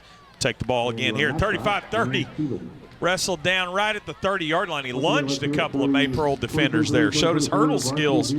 Fast forwarding to track season there. Right, track season right there, and right behind number 60, Daniel Leinhardt, who just another pancake block. You look up, you see 5 black jerseys leading the way. Yeah. Just a line moving down the field. Boy, really good work tonight from the front line for Grandview. Martinez, Holmes, Linhart, Hadelberg, Johnson all really doing the work. And Linhart's your quarterback of that bunch right there. He's making the calls up there. You watch him turn left and right. He's looking behind him to see what Ryder's got going. He'll make the line call, and he is the heart and soul of that offensive line, the center. From the 30-yard line, the Zebras have it. They'll shift Cannon to the left side. Give it to him coming back right. 30-25. Gets stacked up about the 26-yard line. They'll blow it dead there. It'll be number 4 for the Maypearl Panthers, that being Seth Sargent, that defensive line spot. I asked Ryan Ebner before the ball game, who's your heart and soul of the line? Didn't hesitate at all. So Daniel's our guy. He's the guy who makes the calls up there. He's the one that knows all the positions. He knows what's going on behind him. You got to know that place if you're going to be the guy making those calls, especially as a center up front, letting your guys know what we got going on here. And clearly the offensive line is winning the battle tonight. It's not even close. If it's a Linhart wearing a Zebra jersey, you know he can play football, and Daniel definitely fits that mold. As the quick pass outside there, forced out of bounds. Easton Ebner comes up with his 3rd catch of the night. And again, that's setting up because the run, they're boxing in. They're going man coverage on the outside, and Ebner able to just go put his foot in the ground, turn. He's right there, a little curl route. Moves the ball into the red zone. It's just very, your rhythm is. Again, I love the rhythm. It's a musical thing, but you're able to run the ball up the box and now throw outside, and they don't know what's coming. From the 18-yard line now, the Zebras will have it. Knocking on the door once again. 8:35 to go in this 3rd quarter. The shotgun set. He'll take in the quick pitch to Cannon. Cuts back up. Now trying to go outside, but really had the edge sealed off there by the Maypearl defender. Good work there from Garrett Hill. Yeah, Seth Sargent there too got outside, able to square the shoulders as well, and forcing. And that's not really where Cannon's been good. He's been in those tackle boxes, forcing him outside and making him try to turn a corner. 2nd down and 10 for the Zebras as we approach the 8-minute mark to go here in this 3rd quarter. Been all Grandview tonight. 34-0, looking to stay undefeated in district play. Earlier, Josh was talking about a drag route or some kind of route for Carter Collins, who's got a little left end here. That same situation right where they have. Let's see where they go here. They've got Allen and Barona stacked to the near side of the field. He'll go the quick pitch to Casey Cannon. Cuts back up inside, still on his feet. all the way down, lunges inside the 10 to the 9. That's a situation right there where Casey Cannon made something out of nothing. Yeah, absolutely. And really, Bryce Lee was out there too and playing that right tackle spot. He did get a seal block there, and that seal had been cut back behind his backside and turned that ball upfield and get what probably was going to be a loss into a game. Now down to the 10-yard line, 3rd down and 2. Big spot for the Zebras here. Let's see if they just pound the rock with Cannon on 3rd down or go to a different variation and go to the end zone. As Dan mentioned, Bryce Lee's checked in at right tackle for Kane Johnson. The shotgun set. Hayes will take it. He'll give Cannon. Boy, he is met immediately in the backfield. Good tackle there. Good read by number 22 for the Maypearl Panthers, that being Evan Hayson. Hayson right there met him in the backfield. That's about as good as they played that middle run all night. He just basically had a stun on and just shot that linebacker through the hole there and by 2 black jerseys. Now first time we've seen this tonight, a 4th down situation for the Zebras. They're going to go for it on 4th and 4. Now they did go for it on 4th and long down here kind of in no man's land in that first quarter. But deep here in Maypearl territory, they're going to go for it on 4th down and 4. They'll send trips to the near side of the field. A 4-receiver set with Cannon to the left of Hayes, who takes the snap. He fakes the give. Now he's going to flush out right, looking for someone nowhere to go, and he's dropped in the backfield for a sack. That'll be a turnover on downs as Maypearl gets a big stop here in this midway through this 3rd quarter. You know, they needed that if you want to come out and just set something different with the second half tone-wise. But the Zebras had 3 trips left, and it looked like a misdirection play, trying to load up that left side, and hopefully no one was home on the right side. But the Maypearl Panthers stayed at home, and that outside linebacker made the play. So now Maypearl will have the football here deep in Grandview territories. They'll take it from the 16-yard line. See, Heath Graff and this Panther offense goes to work with R.J. Washington there in the backfield with him. And Washington will get the carry left side, cuts up inside 20, 25-yard line, lunges for the marker, about a yard short. That young man's done everything you've asked for him with tackles there. I look down to the sidelines, and I want to go to Josh Boop down there. I see quarterback Ryder Hayes. Looks like he's cramping up a little bit. Josh, is that what you see down on the field? Yeah, I think it's something to keep an eye on. Looks like Ryder's cramping up a little bit on the sideline. He came off after that play, kind of limping. Looks like it's just in his calves, but something to keep an eye on as this game continues. Get him some Gatorade. He's drinking. He's got the Gatorade bottle there. He's getting the fluids in him. Still hot. I mean, it's still 90-plus degrees at kickoff earlier. Even though it was a breeze, it's still warm, and we're out there pounding those legs. Hayes up. Looks like he's ready to go. 2nd down and 2. Boy, those cramps, those are no fun. No fun at all. I remember waking up on Saturday mornings in high school and getting those cramps from the night before knowing I got to get up and go to a Saturday film session. You got bricks in your legs. Yeah. Oh, man. I mean, I could get them, those Charlie horses all the time. 3rd down and 2 for Maypearl as they'll keep it with Heath Graff as he gets outside, tries to get to the edge, but, boy, run down. What a great job by Easton Ebner there. Runs him down. Now, it was just enough for Graff to get the 1st down, but what an effort by Ebner. Ebner made that closer than it probably was going to be off the bat because it looked like he was going to easily have a 1st down, but Ebner closing speed right there. And I'm impressed about the pursuit angles, and I know Josh could probably speak more to that as he's down there, but the pursuit angles and how this Zebra defense pursues. Now Graff will throw deep, looks for the man, and what an unbelievable play. Jaleel Allen almost came up with a football there. He was looking to go to Tyson Brooks. That one incomplete. Allen nearly made an acrobatic one-hand, almost like I've seen him do with driving the basket. It looked very much like that. Acrobatic one-handed, some kind of scoop catch, and he nearly made that play right there. 2nd down and 10 now for the Panthers from the 28-yard line. Graff takes the snap, gives to Washington, cuts back up inside, but wrestled down. Good job there by Carter Collins. Just getting his arms around the waist of Washington there. Carter slows him down, and Ken Cooley cleans the mess up a little bit there. And another couple of the hardwood guys getting it done on the turf. Yeah. 3rd down here from the 31 for Maypearl. Just impressed in watching him in person, just the angles they take. Graff will flush out left now, has time. Now being run down by Ken Cooley. He'll get the throw off towards the sidelines. That one almost intercepted. Was it caught? That football was caught. I think that went through Will Mathis's hands, perhaps. It did, and the ball was caught for the 1st down. What a play by Blaine Johnson. Yeah. No, I'm sorry, not Johnson, but Gage Upton, who came up with the catch for the Maypearl Panthers. That ball was in a throw, and it went right through Mathis's hands diving, and looked like Upton. He was going to make the pick, yeah. First down for Grandview, and now timeout as they had a personnel change, and late to get off the field there for the Zebras was Daniel Linhart. Or no, excuse me, not Daniel Linhart, but Austin Pryor. Yeah, Austin Pryor, they're making a change. They're rotating tackles in right now and just having a little trouble getting them off the field. Plus, I think they've been some confusion. I think some of the guys thought that was incomplete. We thought it was too. It was a catch, though. Timeout, Maypearl. We'll take one with them. 3:57 to go. 34-0 Zebras on ZebraSportsNetwork.com.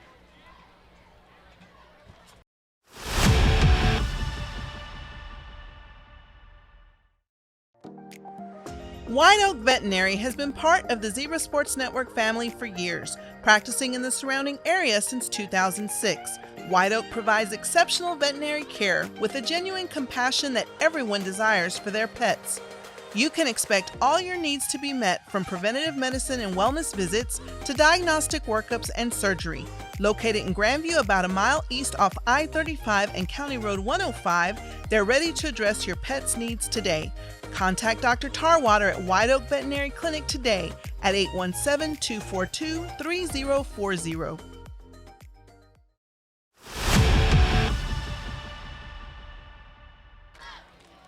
First down from the Maypearl Panthers here from the 44-yard line as Heath Graff takes the snap, and he's going to air one out deep. A long ball, and it's caught. Oh, no, did not hang on to it. That one incomplete. Boy, I'll tell you what, Heath Graff put it in the breadbasket of the receiver there. Cage Upton again had 101 down. He beat his man down that left sideline, but in and out of the hands. Had a step on Will Mathis there. Yeah, he did have a step on Mathis, and been going back and forth in that far side the last couple plays. Was that right to the hands of Mathis for the catch earlier, and right there just went by him. Second down and 10 now for the Maypearl Panthers from the Grandview 44-yard line. Trying to get on the board, trailing 34-0 here late in the third. They'll give to Washington up the left side at the 40, now down to about the 37-yard line before being wrestled down by a couple of Zebras. It'll be third down. Will Mathis in there. It looked like Preston Carroll, yeah. And they're just trying to stay in front of him. Stay in front of him. That's what they're trying to do there. Third and 3 of option plays. Graff's going to keep, cuts back up inside. Oh, good shoestring tackle there. Absolutely. Jaleel Allen wrestles him down short of the marker at the 36. Well, that's just athleticism from Jaleel. That's closing speed. I was thinking about that earlier, that nearly interception. He's got such closing speed there. That was the difference. Their speed made the play. Fourth down and 2, and I think anyone could tell that Maypearl's going for this one, no doubt about it. They're going to run a bunch formation here. Shotgun snap, Graff will take. They moved. They did move. They moved there. Gave to Washington, intended to come up the right side, but the movement's going to push him back 5 and move him into a 4th and 6. Both Merritt and Sanchez on that left side, or that right side, they're both moved. It's actually Merritt and I think it was Merritt. But the whole right side moved, so. That'll move him back to a 4th and 7. Zebras with a week off next week. Bye week for Grandview following this one. They'll get ready for Gateway Christian. That's our next broadcast. That'll come on October the 6th. 41-yard line, Maypearl will have it. Panthers next week back in action as they'll face Gateway Christian. Ball deep. Intended receiver, number 11. JT Washington, that one overthrown, and that's a turnover on downs. Anthony Moronis makes that play on the weak side rush. He blitzed for that weak side, that corner blitz, and Graff couldn't step in again. Every time they've given him time, he's able to step into it. When he doesn't step into it, it's because he's got somebody on him. Right there, he could feel that weak side because Moronis was right on him, and just put a nice pop on him.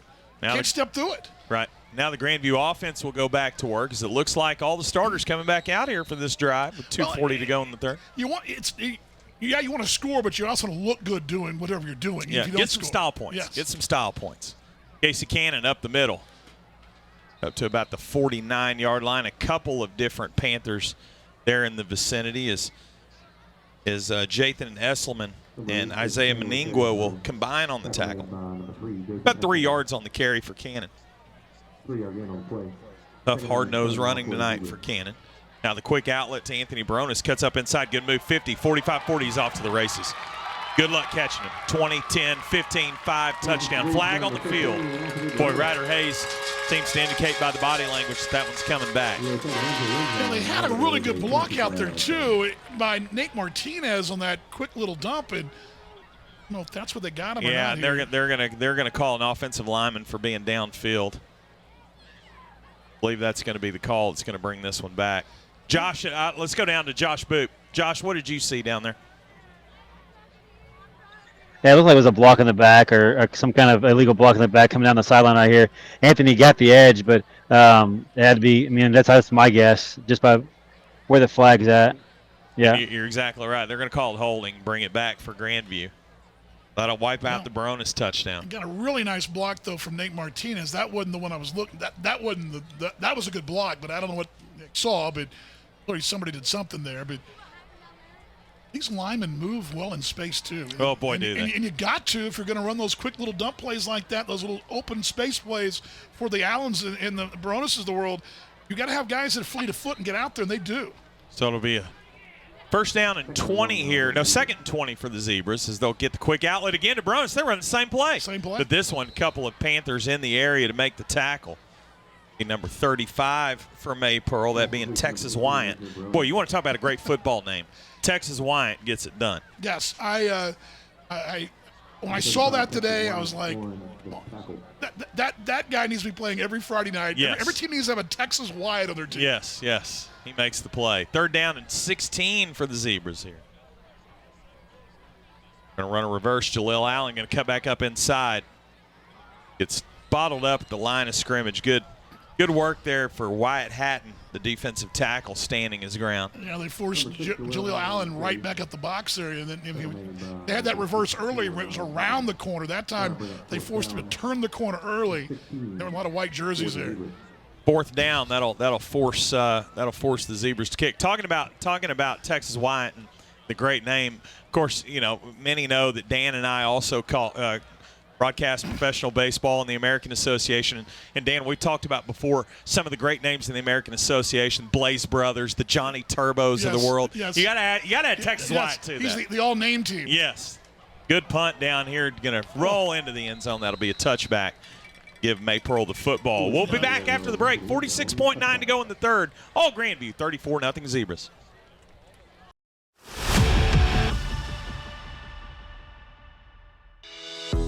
Are you seeking to maximize your retirement savings, retire soon, or develop a financial plan for you and your family? Sharp Wealth Management can help. Our reputation is built on a long track record of providing disciplined, comprehensive financial planning. Our process includes retirement planning, investment management, tax planning, estate and legacy planning, risk management, and more. Let our expertise, knowledge, and experience help you pursue long-term financial success. Don't wait until the fourth quarter to start planning for your future. Visit us at www.sharpwm.com or at our office located in Old Town Burleson.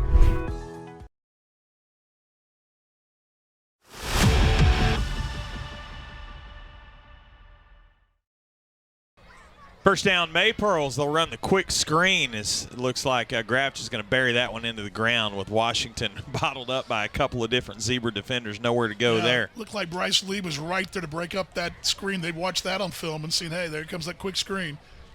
How much you think the shutouts on the forefront of the Grandview defense right now? It's got to be, right? Got to be. You get it through three quarters, you want that shutout. You want to keep it.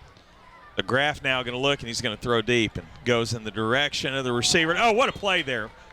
Nice play at the very end to knock that one down. I tell you what, Preston Carroll has made some plays tonight on defense. 8-0 and 0. Those two, him and Dominguez on that right side. That was a great play in coverage way down the field. Yeah, and and Josh Boot made a great point. It's Preston Carroll's first back week from injury, so the rustiness is gone. I mean, there's no rustiness tonight from him. So now there's somebody went way right. Yeah, they're like, wait, where are you going? And snap the football. Third down and 10. They're going to make it 15 now after that jump. Or are they? I don't know. They might not have had the ball set. We're going to talk about this. Okay, they dropped the flag. Line judge did drop the flag. Okay, so that'll move him back 5. So I'm sorry, go ahead. No, go ahead. The shutout, yes, but I also think, too, if you're the Zebra staff, you want to see this thing not necessarily score the 30 points, but you want to see them be efficient. Sense of urgency. Do the things they've been doing. Don't make the dumb mistakes. Don't turn the ball over. Run the plays, run the offense, and keep the head in the ball game. You don't have to score 30, but finish sharp. You don't want to finish sloppy. And they've done that. Yeah. They're checking the boxes tonight. They're playing very, very well. 35.9 to go here in this third quarter. 3rd down and 15 for the Maypearl Panthers. They're going to shift everybody to that right side, trying to run a little trickery here. They're still lined up over the center, and they're going to bring the man in motion. They're going to flip it back to Washington. He's going to go left side. There is no – oh, he did. Made a man miss, but now still on his feet. Finally wrapped down. Yeah.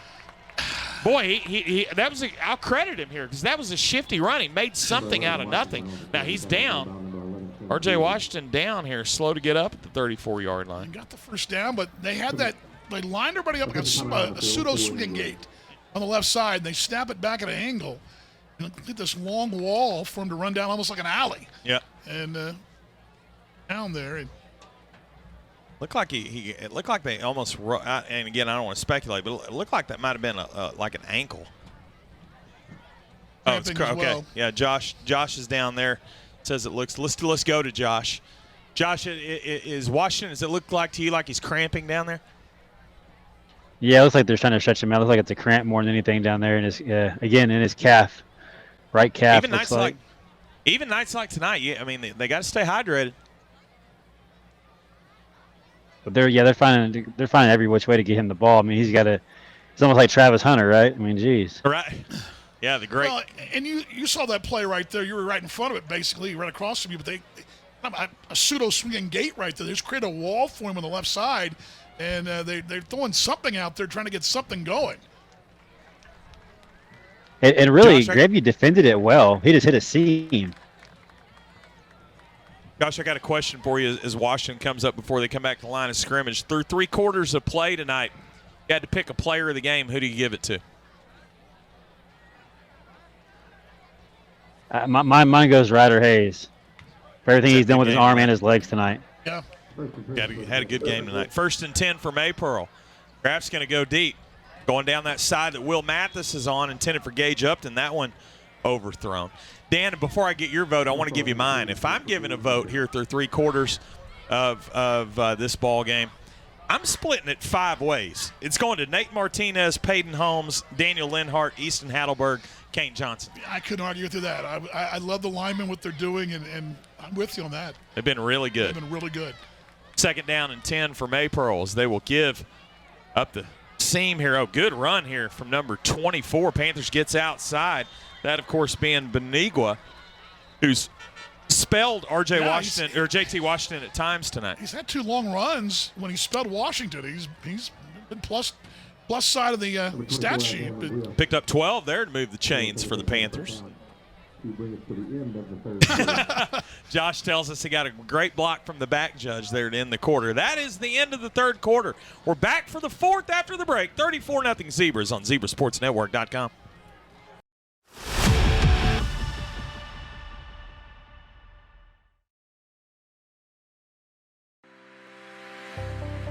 If you're in the market for buying or selling real estate, consider our friends at Buck Realty. Tammy Rydell and her team are a boutique-style real estate firm with an independent brokerage in Grandview that strives to provide a professional, one-of-a-kind experience for buyers and sellers. Their boutique style focuses on the person, the lifestyle, and the experience. Contact Buck Realty today by calling 817-866-3700.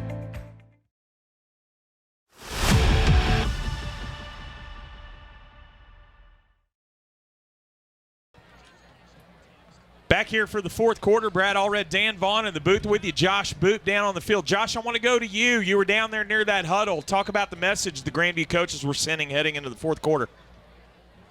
Yeah, I think they're really focused on now, like kind of what Dan was alluding to.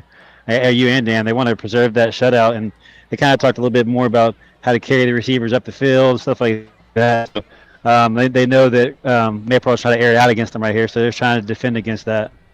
1st and 10 here as they'll bring Washington in motion into the backfield now to the right of Graff, who'll take the snap, looks outside, no one there, now rolls out right, going to throw over the middle, catch made down at the 39, 38-yard line as he went to the tight end there. Or no, excuse me, that was Gage Upton, on the catch. Upton makes the snag at the 40-yard line. That's good enough to move the chains and give Maypearl a first down. Good improvising there by Graff on the rollout. Running and rolling out and got that over the middle. Now to Washington up the right side, inside the 40 down to the 35 as he's brought down at the 35-yard line. Number 11, Washington on the carry. Kane Cooley on the tackle. Tackle made by number 11, Kane Cooley. We'll late in the ball game now, but that's the kind of thing I was talking about in the first quarter. If you could yourself a 2nd and 5, 2nd and 6, instead of they were behind the chains the whole first half, and Zebras just teed off on it. At the 35-yard line for the Zebras, Maypearl has it 2nd down and 5. Graff gives to Washington up that right side again, following a convoy of Panthers down to the 30-yard line. He dropped just short of the marker. 3rd down and a long one here for Maypearl. Obviously 4-down territory as they're trying to get on the board here in this 4th and final quarter. Castillo's back in the ballgame. He had come out last handful of series, and he's back out there. Now Graff will call his own number, running right side, enough to get the first down, but boy, he gets punished by Jaleel Allen right there at the 26-yard line. He took a lick. That was a lick and a collision right there. Allen's got such a good closing speed. I forget that. I mean, watching him play basketball, how he changes gears, he's got different gears. Same thing here, man. He's got different gears just about anybody else out there. A lot of talent on both sides of the ball for this Grandview bunch. It'll be first down, Maypearl. 26 for Grandview. They'll sling it out left side. Oh, wide open is Upton right there. Something missed there. Will Mathis makes the tackle. Anthony Baronis over there as well. But now the deepest penetration of the night is Maypearl for the first time as a first down and goal. They got a man coverage, but I think they had a missed assignment. They had two. The slot man on the left side, they just totally were lined up wrong. Grandview carried the shutout into the 4th quarter last week before A-Plus Academy came up with a couple of scores. Now Graff on the keeper, and he is met with a hello, how are you from number 72, Bryce Castillo. Yeah, hello, how you doing, sir?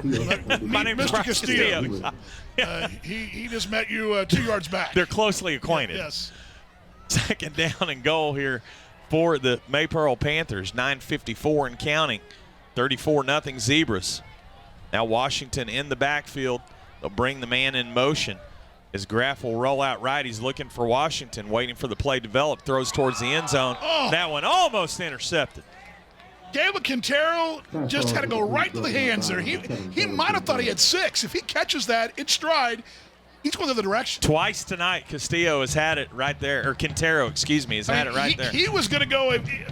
He's going 95 the other way. Yeah. 3rd down and goal now for Maypearl. 9:41 to go here in the ball game. All Zebras tonight, 34-0 Grandview in the battle of 9:16. Snap for Graff. He's looking left corner end zone. Throws a fade ball over there towards Upton, and Mathis will knock it down. That one incomplete. Job by Mathis there, using the body and didn't contained Upton to the corner. He forced Upton out without using his hands or committing a penalty there. But it's great defensive work there. Smart defensive play for Mathis. Yeah. Almost a box out type thing, but playing in front of it. 4th down now for Maypearl. Obviously going to go for it here.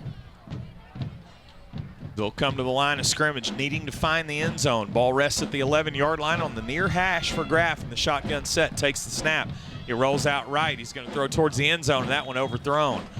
Intended receiver there for the Maypearl Panthers was Tyson Brooks, but Angelo Allen, he was also the other. He was about to make one go the direction too. So turnover on downs, and so far the shutout still intact. And Josh just said a minute ago, that's what they're playing for now. You're up 34-0. You just had them on their door. They're in their doorstep. They're right there. Boom, you shut the door, and now you've got the ball again. Let's go down there to Josh. Josh, they were down there on your end. The defense looked good there, holding it on 4th down.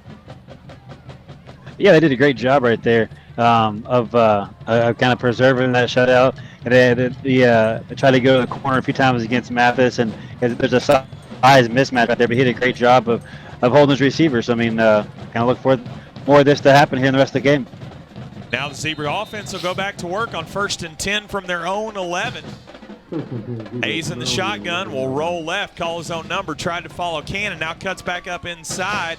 up to about the 18-yard line. Boy, some good hard running tonight from Ryder Hayes. It's a new weapon. I don't say it's a new weapon, but a new wrinkle to the offense. And if you're watching this tape tomorrow and you're you're looking down the road, whoever, insert any opponent, you're like, oh man, we got to watch for this. I mean, you mean I got to watch for this? I got to watch for that? Yeah. I mean, wait, this guy, I got to stop Cannon, Hayes? Ryder Hayes can run. Casey Cannon can run. Oh wait, and these receivers are getting open.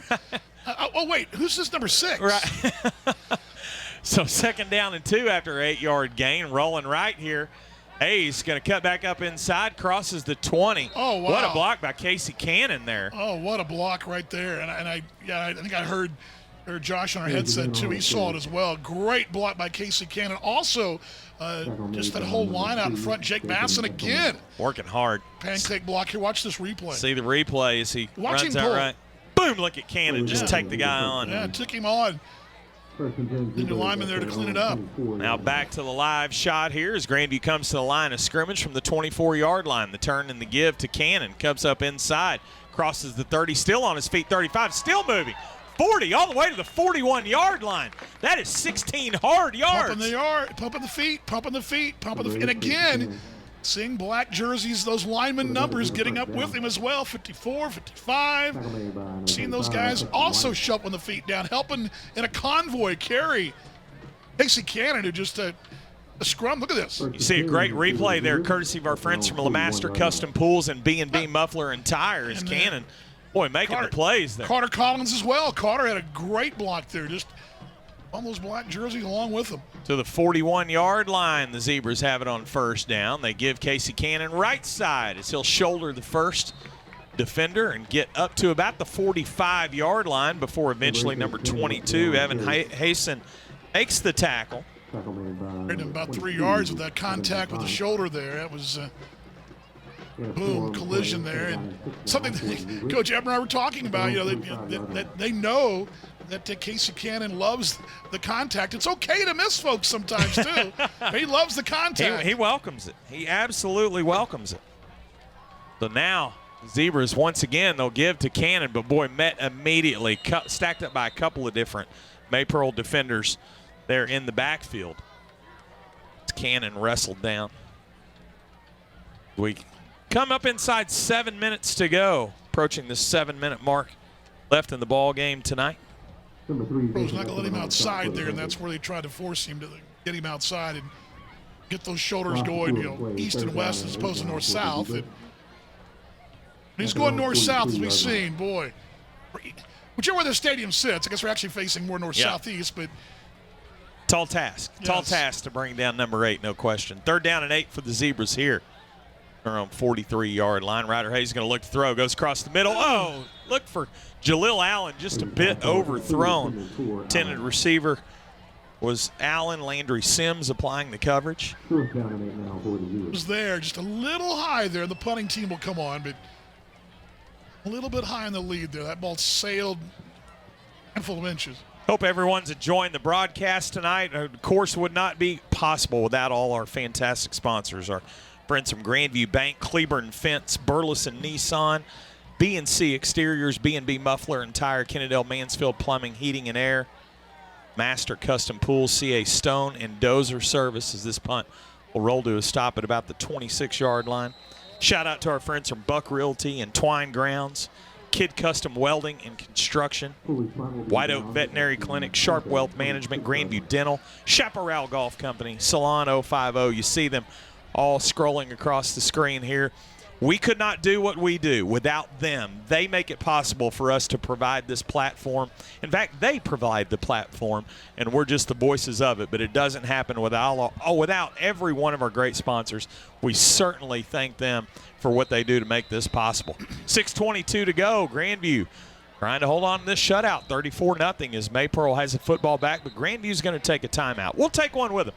Back after the break on ZebraSportsNetwork.com.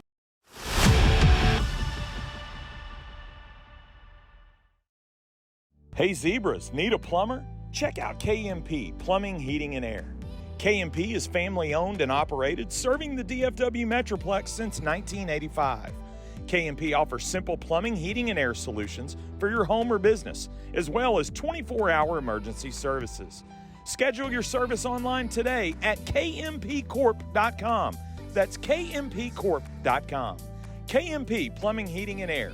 KMP license N17237.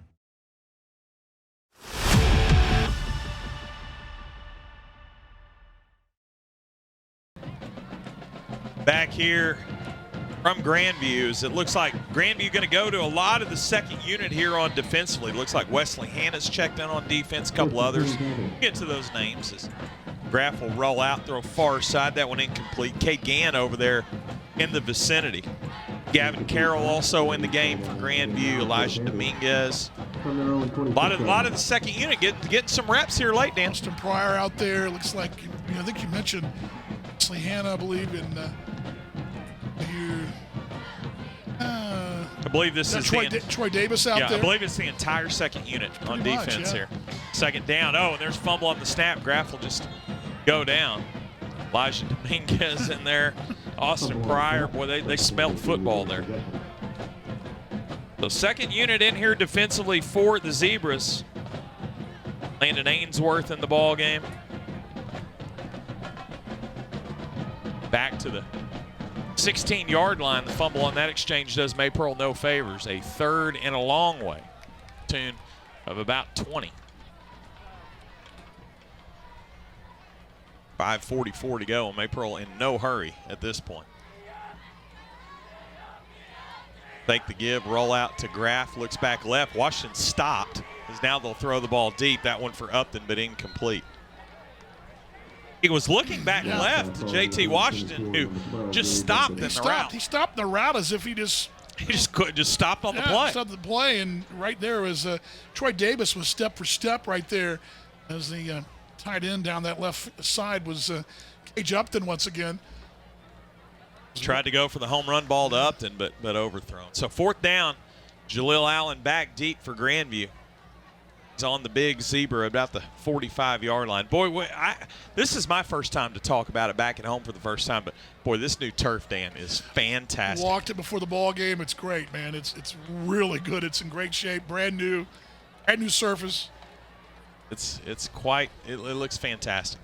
Now this punt almost blocked down in the vicinity of Allen. He'll let that one go. It'll take a Maypearl. Out of bounds at the 34, 33-yard line, and that's where Grandview will have it. We'll step aside. Back after the break on ZebraSportsNetwork.com.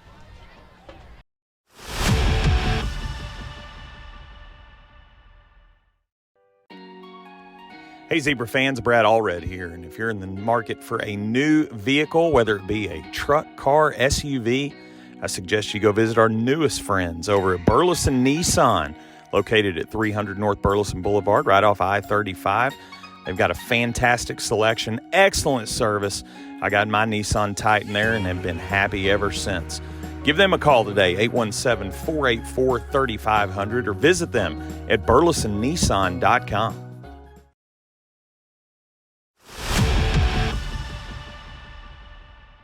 First down, Ryder Hayes with the football. Slings it out wide. Good run there by Jaleel Allen.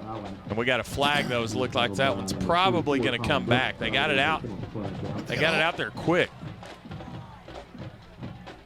Hold on.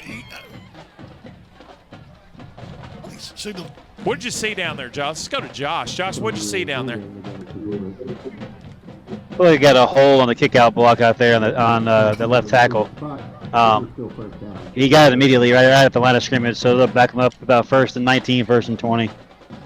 So the penalty on Nate Martinez will move the Zebras back. Spot the football at the 24-yard line.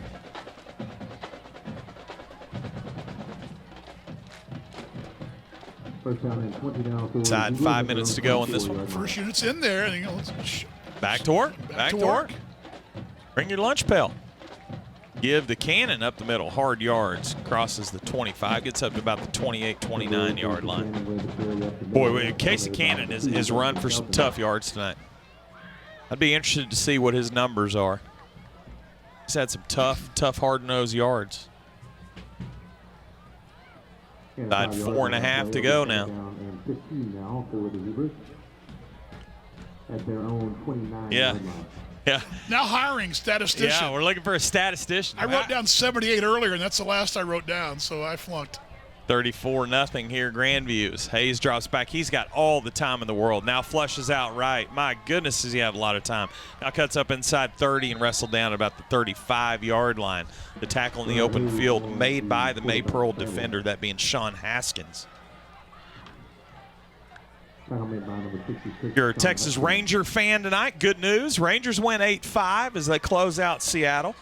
Now we all become Kansas City Royals fans as they lead the Astros 7-5, 2 outs in the bottom of the ninth. So Rangers looking to move into first place.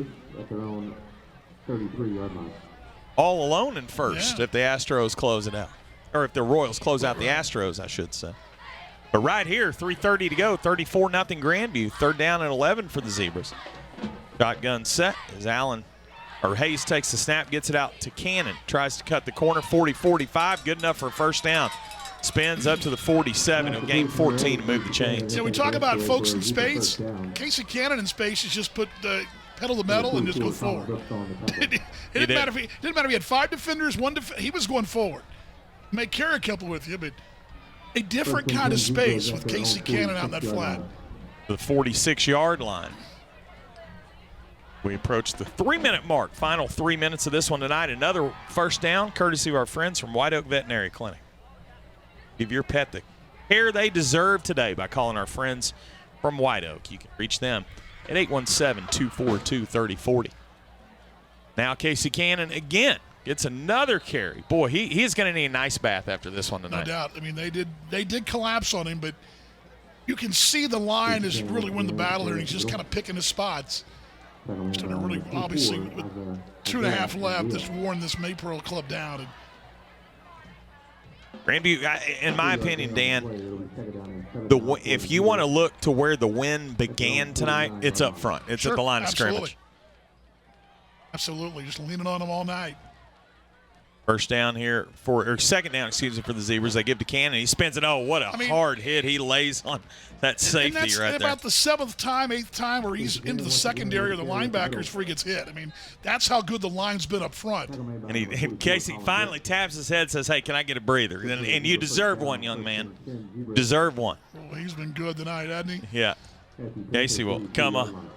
He is. And as Josh Booth talked about, he said Casey Cannon, he wants to change his player of the game from Ryder Hayes.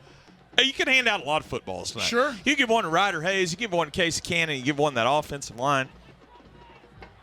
Give one to Jaleel Allen. There's a lot of different ways you could go. 1st and 10 here.